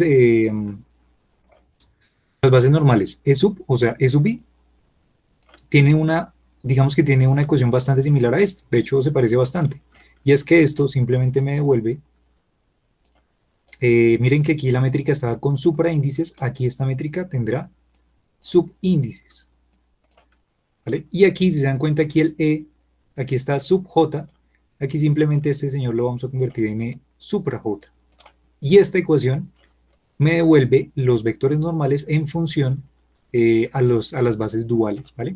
Y esta ecuación pueden confiar en mí si quieren, en ese momento, que esta ecuación les sirve para lo que queramos hacer con referente a esto, ¿no? De las componentes. O sea que, bueno, o sea, este camino que estoy haciendo realmente es el tortuoso, o sea, este camino que estoy haciendo aquí largo de multiplicar y sumar y todo eso es como el camino más tortuoso, porque realmente ya existe una fórmula, pero pues no se las quiero revelar todavía. Pero bueno, ya que sea el tema mejor, pues botémosla. Y esta ecuación que está acá justamente me refleja las componentes en función de las bases estas duales, ¿no? ¿Quieren comprobarlo? Lo comprobamos. Entonces, por ejemplo, para este E sub 2, vean, ese que acabamos de comprobar de esta manera. Comprobémoslo. Entonces, bueno, coloquémoslo por acá. Entonces, comprobémoslo para E sub 2. ¿Qué me dice la ecuación? Voy a hacer una sumatoria. Vean, sumatoria, recuerden. ¿Por qué sumatoria? Porque se sirve porque aquí tenemos un subíndice y aquí un supraíndice, ¿no? Entonces, vemos que sí se puede. Entonces, ¿esto qué sería? Te diría, entonces, G sub 2J y aquí E supra J. ¿Vale? Y esto aquí va a ser igual, simplemente hacer G sub 2, 1, E sub 1 y aquí más, G sub 2, 2 y aquí E sub 2. Y vean que esto nosotros ya lo conocemos desde el inicio del ejercicio, porque esta justamente es la métrica normalita que nos dio el ejercicio, ¿cierto? Con las componentes abajo, con los índices abajo. Veanla acá, ¿cierto? Y nosotros ya hacemos entonces, vean, aquí dice G sub 2, 1, vamos, busquemos el G sub 2, 1, G sub 2, 1, G sub 2, 1, G sub 2, 1, ¿cuánto vale? 1, ¿listo? Pues coloquemos el 1, esto nos da 1 por E sub 1, o sea que esto sería E sub 1. Y la componente G sub 2, 2, veanla acá, G sub 2, 2 es, ¿cuánto vale? Vale 2. O sea que aquí tendríamos un 2 veces y el E supra 2. Y vean que esta ecuación que está acá justamente fue la que encontramos aquí arribita. Que E sub 2 es justamente 2 veces E supra 1 más una vez E supra 1. 2 veces E supra 2 más una vez E supra 1. ¿Cierto? O sea que esto realmente nos valida lo que acabamos de obtener. Perfecto. O sea que, bueno, en fin, ¿cuál es la medio conclusión aquí para que lo tengan en cuenta? O sea que con esta ecuación yo puedo entonces simplemente con esta, puedo dejar las bases normales en función de las bases duales, simplemente añadiendo aquí la métrica, ¿vale? Y esto es un poder increíble que se van a dar cuenta en el futuro que vamos a utilizar un montón. ¿Listo? Y ya lo tienen en sus manos, así que utilícenlo muy bien, ¿no? Listo. Si hacemos el ejercicio para el E sub 1, entonces ya no haciendo el camino tortuoso y largo, sino el camino cortico, utilizando la fórmula, pues vamos a encontrar entonces que el E sub 1 ¿a quién sería igual? Pues aquí tendríamos la componente G sub 1 J E supra J, ¿no? O sea que eso se me devuelve simplemente en G sub 1, 1, E supra 1 más la componente G sub 1, 2, E supra 2, que esto simplemente se devuelve en, entonces, G sub 1, 1 que es igual, vean que G sub 1, 1 es igual justamente al, ¿dónde está aquí arribita, al 2, ¿cierto? Y el otro ya va a ser igual a 1, porque es simplemente, si se dan cuenta, estos numeritos cruzados son 1 y los iguales son 2. Entonces aquí tendríamos que eso sería igual a 2 veces, 2 veces E supra 1 más una vez E supra 2. Y listo, ya no necesitamos de hacer aquí que es que multiplicamos y que sumamos, no, aquí ya lo hicimos de una vez con la fórmula y tenemos esto. Bueno, todavía no terminó el ejercicio. Recuerden que el ejercicio era tratar justamente de representar el vector, pero en función de estas bases duales, ¿cierto? Pues vale, lo podemos hacer de dos formas, justamente tratar de encontrar esas componentes, pero también, pues justamente lo que podemos hacer es reemplazar estos sub 1 y este E sub 2 por eso que acabamos de obtener. Vean lo que aquí está. E sub 2 es igual a esto y E sub 1 es igual a esto. Simplemente tendríamos que reemplazar.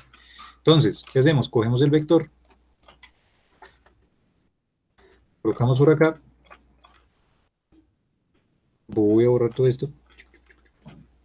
Borro todo esto. Bueno, borrar todo, qué carajos. Listo. Entonces, tenemos aquí el E sub 1, por acá el, ¿cuánto fue que dije? 3. 3.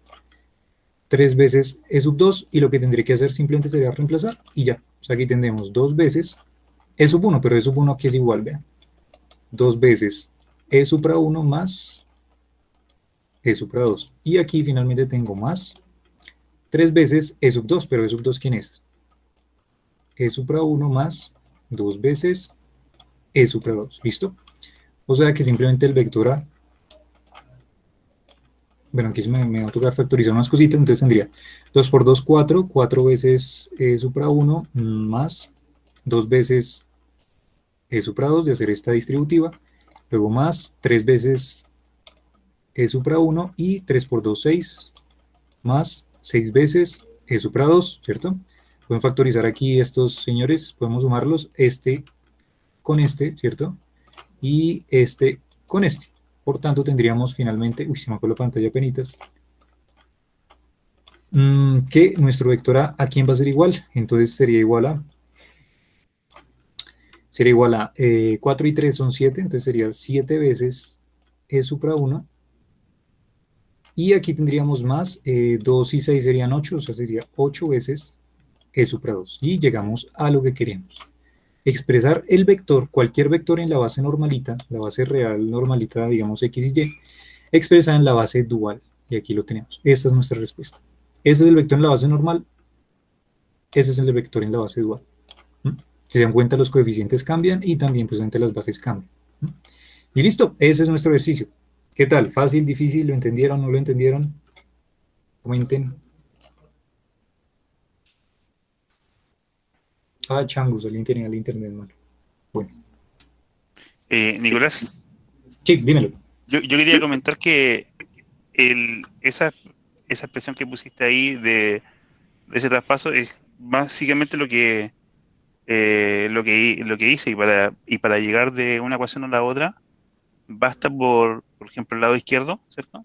Para llegar a la expresión del lado derecho de las que están en recuadro, basta con multiplicar por la métrica del G sub IJ, porque cuando se multiplican con el supra, eso es la identidad, ¿no? Sí, correcto. Entonces del lado izquierdo queda la expresión, o sea, que va a estar finalmente solo multiplicar por el G sub IJ, pero queda con los subíndices nombrados de otra forma, pero en el fondo es la misma expresión, ¿no? Sí, Que eso. exactamente, sí, sí, Fabián. De hecho, ¿sabes qué? Me animaste, lo voy a hacer. Voy a hacer eso que estás diciendo, a ver, para de pronto que la gente no quede perdida. Entonces, lo que dice Fabián es lo siguiente. Lo que dice Fabián es, cuando hablamos de la métrica con los índices abajito, o sea, esto que está acá, a ver, voy a hacer lo siguiente. Este G sub IJ, que es la métrica normalita, digamos, voy a llamarlo una matriz, voy a llamarla matriz M. Es una matriz M, ¿listo?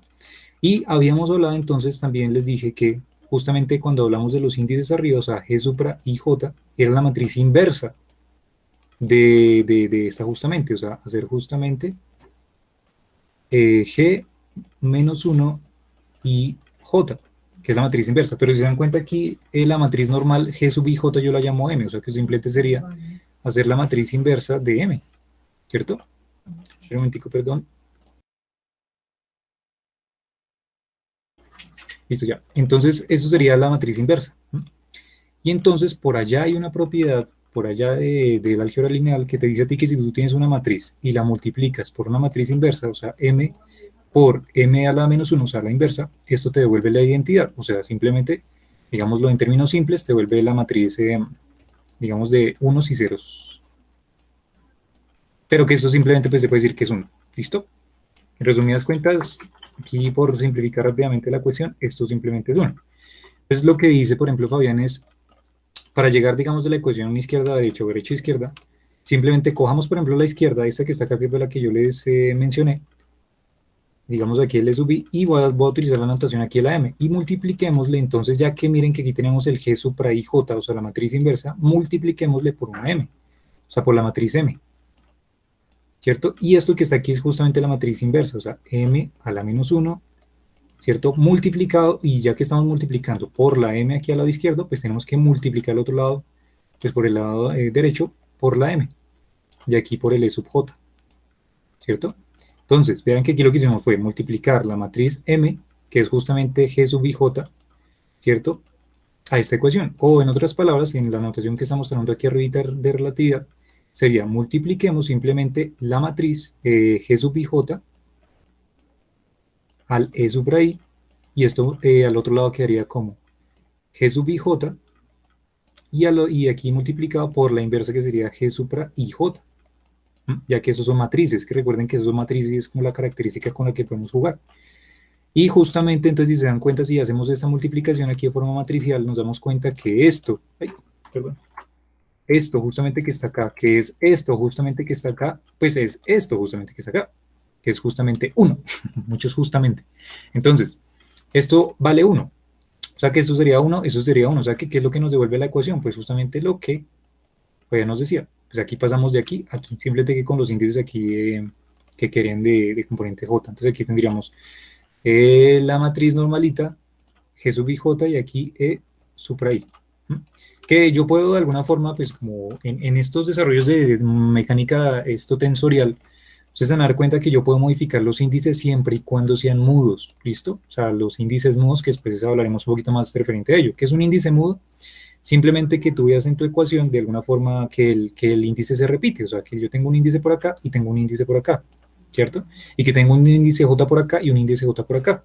Entonces simplemente si yo hago entonces aquí rápidamente una conversión y voy a llamar a las I's como J's y a las J's como I's, pues esto, si yo aplico esto que está acá, pues ¿qué me devuelve la ecuación? Pues me devuelve justamente lo que yo les pinté acá arriba. La J la reemplazamos por una I. Bueno, y aquí alguien podría decir, bueno, aquí quedaría primero J y luego I, pero después vamos a ver que una de las propiedades es que yo puedo aquí trucar estos dos índices y no va a pasar nada porque esta matriz va a ser una matriz simétrica. No, después hablaremos de eso, de más detalles, pero eso es una matriz simétrica. Por tanto, aquí de igual forma, así lo coloque como JI, lo puedo de alguna forma devolver como IJ. O sea, lo que estoy diciendo es, si hago G sub IJ, esto es lo mismo que hacer G sub JI. ¿listo? Porque es una propiedad de las matrices simétricas, de esos tipos de métricas. Y luego este que está en I lo pasamos a J y pues simplemente quedamos con la ecuación que está por acá, arribita. Sería como la demostración. Sí, Fabián, eso era lo que decías, ¿cierto? Sí, no estoy mal, creo. Sí, sí, eso mismo. Y ahí recordad que para que tenga inversa tiene que ser simétrica, así que eso siempre va a funcionar. Exactamente, Fabián. Muchas gracias por el apunte. Exacto. Entonces anoten eso que dice ahí Fabián, porque es muy importante que justamente para que podamos hacer esta reglita de la multiplicación de la matriz inversa, o sea, haber hecho esto que estaba acá, esta cuestioncita que está por acá, implica que la matriz M tiene que ser simétrica para que podamos hacer esto. Si no, no. O sea, eso se vale si M es simétrica. ¿Listo? Se vale esto. Si no, no. Listo, bien. Bueno, ya quedó súper bien demostrado. Uy, qué orden, Dios. Hay unos días que estoy espantoso, pero hoy hubo un buen orden. Bueno, listo. A ver, quiero cerrar la clase. Bueno, pero pienso una cosa.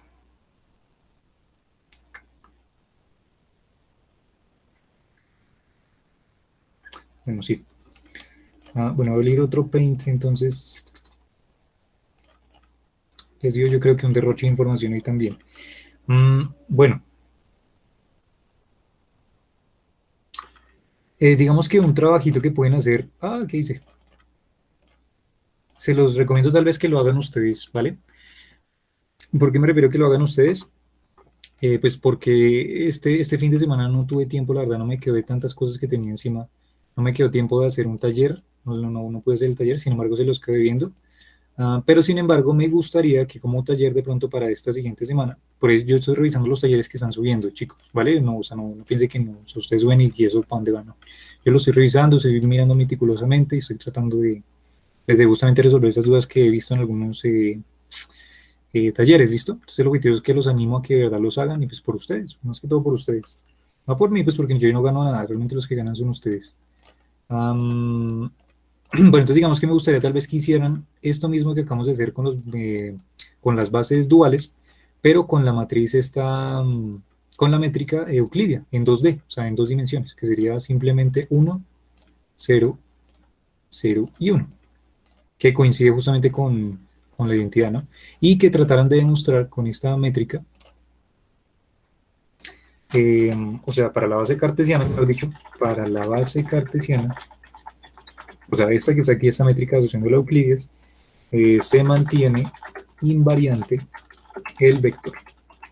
¿A qué me refiero con esto? Que ya sea para la base dual o para la base normalita, el vector se va a mantener exactamente igual, ¿no? Pero pues traten de demostrarlo utilizando estas propiedades y todo lo que hicimos aquí en esto anterior, ¿vale? Eso mismo, ya. Eso sale rápido, eso no se lleva mucho tiempo. Listo, vale, voy a cerrar entonces como conclusión de unas cositas que sí me parece importante tenerlo en cuenta. Y es un temita que se suele hablar muchísimo en estos textos de relatividad, inclusive en las referencias que les dejé. Listo, esta va a ser un pico loco tarea. Tómenlo como un taller, es algo súper sencillo, o sea, qué taller tan sencillo. Háganlo simplemente eso y ya. Listo, eso por un lado. Y por el otro, simplemente me resta mencionarles las conclusiones, ¿listo? Son nombres bien particulares de esto último que estamos aquí mencionando. A ver, aquí al final lo que hicimos fue decir un vector A, yo lo puedo escribir en una base dual o en una base normal, ¿cierto? Vale, quiero tener en cuenta aquí algo y fue algo que ustedes vieron en el video, y es que usualmente a las componentes, cuando vamos a colocar, vale, les dejo el espacio, las componentes cuando colocamos aquí de los vectores normales, digamos un E sub 1, por acá más, y por acá un E sub 2, estas componentes que lo acompañan, pilas, te quiero que me presten atención aquí a esto, estas componentes que lo acompañan acá, las componentes, digamos que ya que estamos hablando de un vector A, digamos que van a ser A y A, pero las componentes, los índices de estas componentes van a estar justamente arriba, no abajo, sino arriba. Que es algo de hecho que ya veníamos trabajando a ojos cerrados, ¿cierto? Porque si lo recuerdan, yo sé si lo recuerdan, cuando por ejemplo yo les hablaba del vector, por ejemplo, del cuadrivector, ¿cierto? Yo siempre les colocaba aquí el índice como supra y no como sub. Yo les decía, esto equivale al x supra 0, al x supra 1, al x supra 2 y al x supra 3. Pero esto justamente era c por t, digamos en Minkowski, esto era x, esto era y y esto era z, ¿cierto? Si se dan cuenta, indirectamente yo les colocaba ya los índices aquí arribita, ya refiriéndome a que estas componentes iban a estar relacionadas con las variables, o bueno, con las componentes, pues de toda la vida, pues las de siempre, ¿no? X, Y, Z, en fin. Entonces las componentes, porque estas son justamente las componentes de un vector, van a ser, cuando estamos hablando de las bases normales, o sea, E sub 1, E sub 2 como índices sub, ¿vale? Entonces las componentes, los índices van a estar arriba, ¿vale? Eso por un lado. Si la definimos en la base dual, entonces, ¿qué va a pasar? O sea, aquí las bases duales tendrían los índices aquí arribita y las componentes pues las tendrían justamente abajo. O sea que cuando hablamos de bases duales, las componentes, digamos, aquí para el vector A sub 1, pero la base quedaría como E supra 1, ¿listo? Y por acá tendríamos más la componente A sub 2, pero entonces tendría la base dual E supra 2. ¿Listo? Entonces, esto que está acá y esto que está acá tiene un nombre. ¿Listo? Y son nombres muy importantes que los pueden encontrar por ahí de pronto en diferentes textos. Y esto, digamos, bueno, más que todo me voy a referir, ¿cómo lo coloco? No, sí, más bien lo siguiente. Voy a colocar aquí las pláticas, más bien señalando específicamente esto que está acá, esto que está acá, y esto que está acá, y esto que está acá, porque fue lo nuevo que les pinté, esto ya lo vimos hoy. Esto que está acá, estos componentes A supra 1 y A supra 2, es lo que se suele llamar las componentes contravariantes. ¿Listo? Componentes contravariantes se les suelen llamar cuando hablamos de los índices supra. Y cuando hablamos de los índices sub, se suelen llamar componentes covariantes.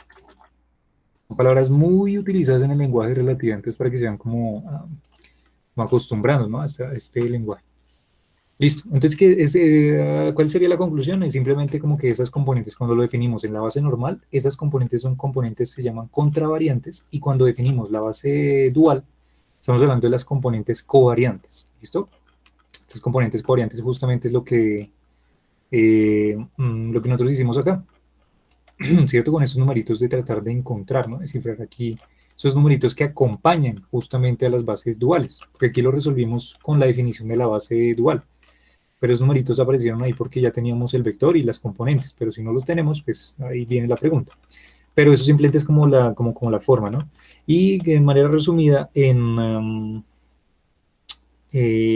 convenio de Einstein, voy a colocarlo acá,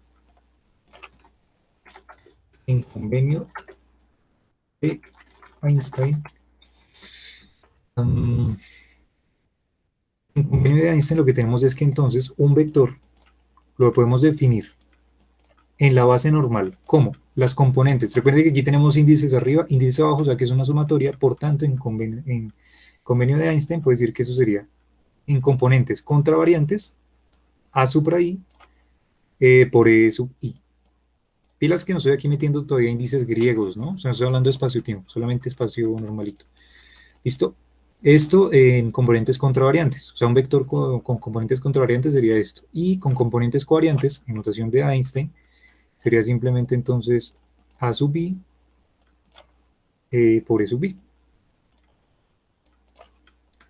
Listo. Ahí está. Entonces un vector con componentes covariantes o contravariantes sería esto que está acá. ¿Listo? Bueno. Yo creo que dejaríamos hasta ahí porque creo que ha sido bastante información hoy.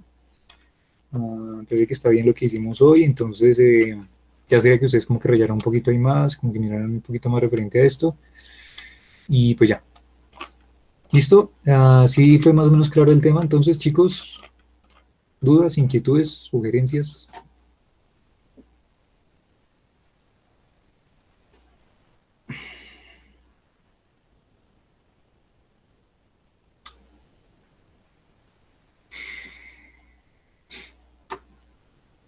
Listo, Fabián, vale. Súper bien. Ya casi, yo creo que estamos, esperen, les voy a decir a cuántos capítulos estamos de encontrar una ecuación muy importante que se llama la ecuación de la geodésica. Esa ecuación de la geodésica sirve para tratar de encontrar las trayectorias más cortas posibles, ¿no? Algo que por allá, no sé si vieron Interestelar, en la película Interestelar, que justamente es el camino más corto, ¿no? Tratar de buscar los caminos más cortos posibles. Y esto va relacionado con eso, con las geodésicas, en las curvas. Entonces, ya casi estamos cerquita de llegar allá, ya casi. Y pues ya, ahí vamos avanzando. Listo, bueno.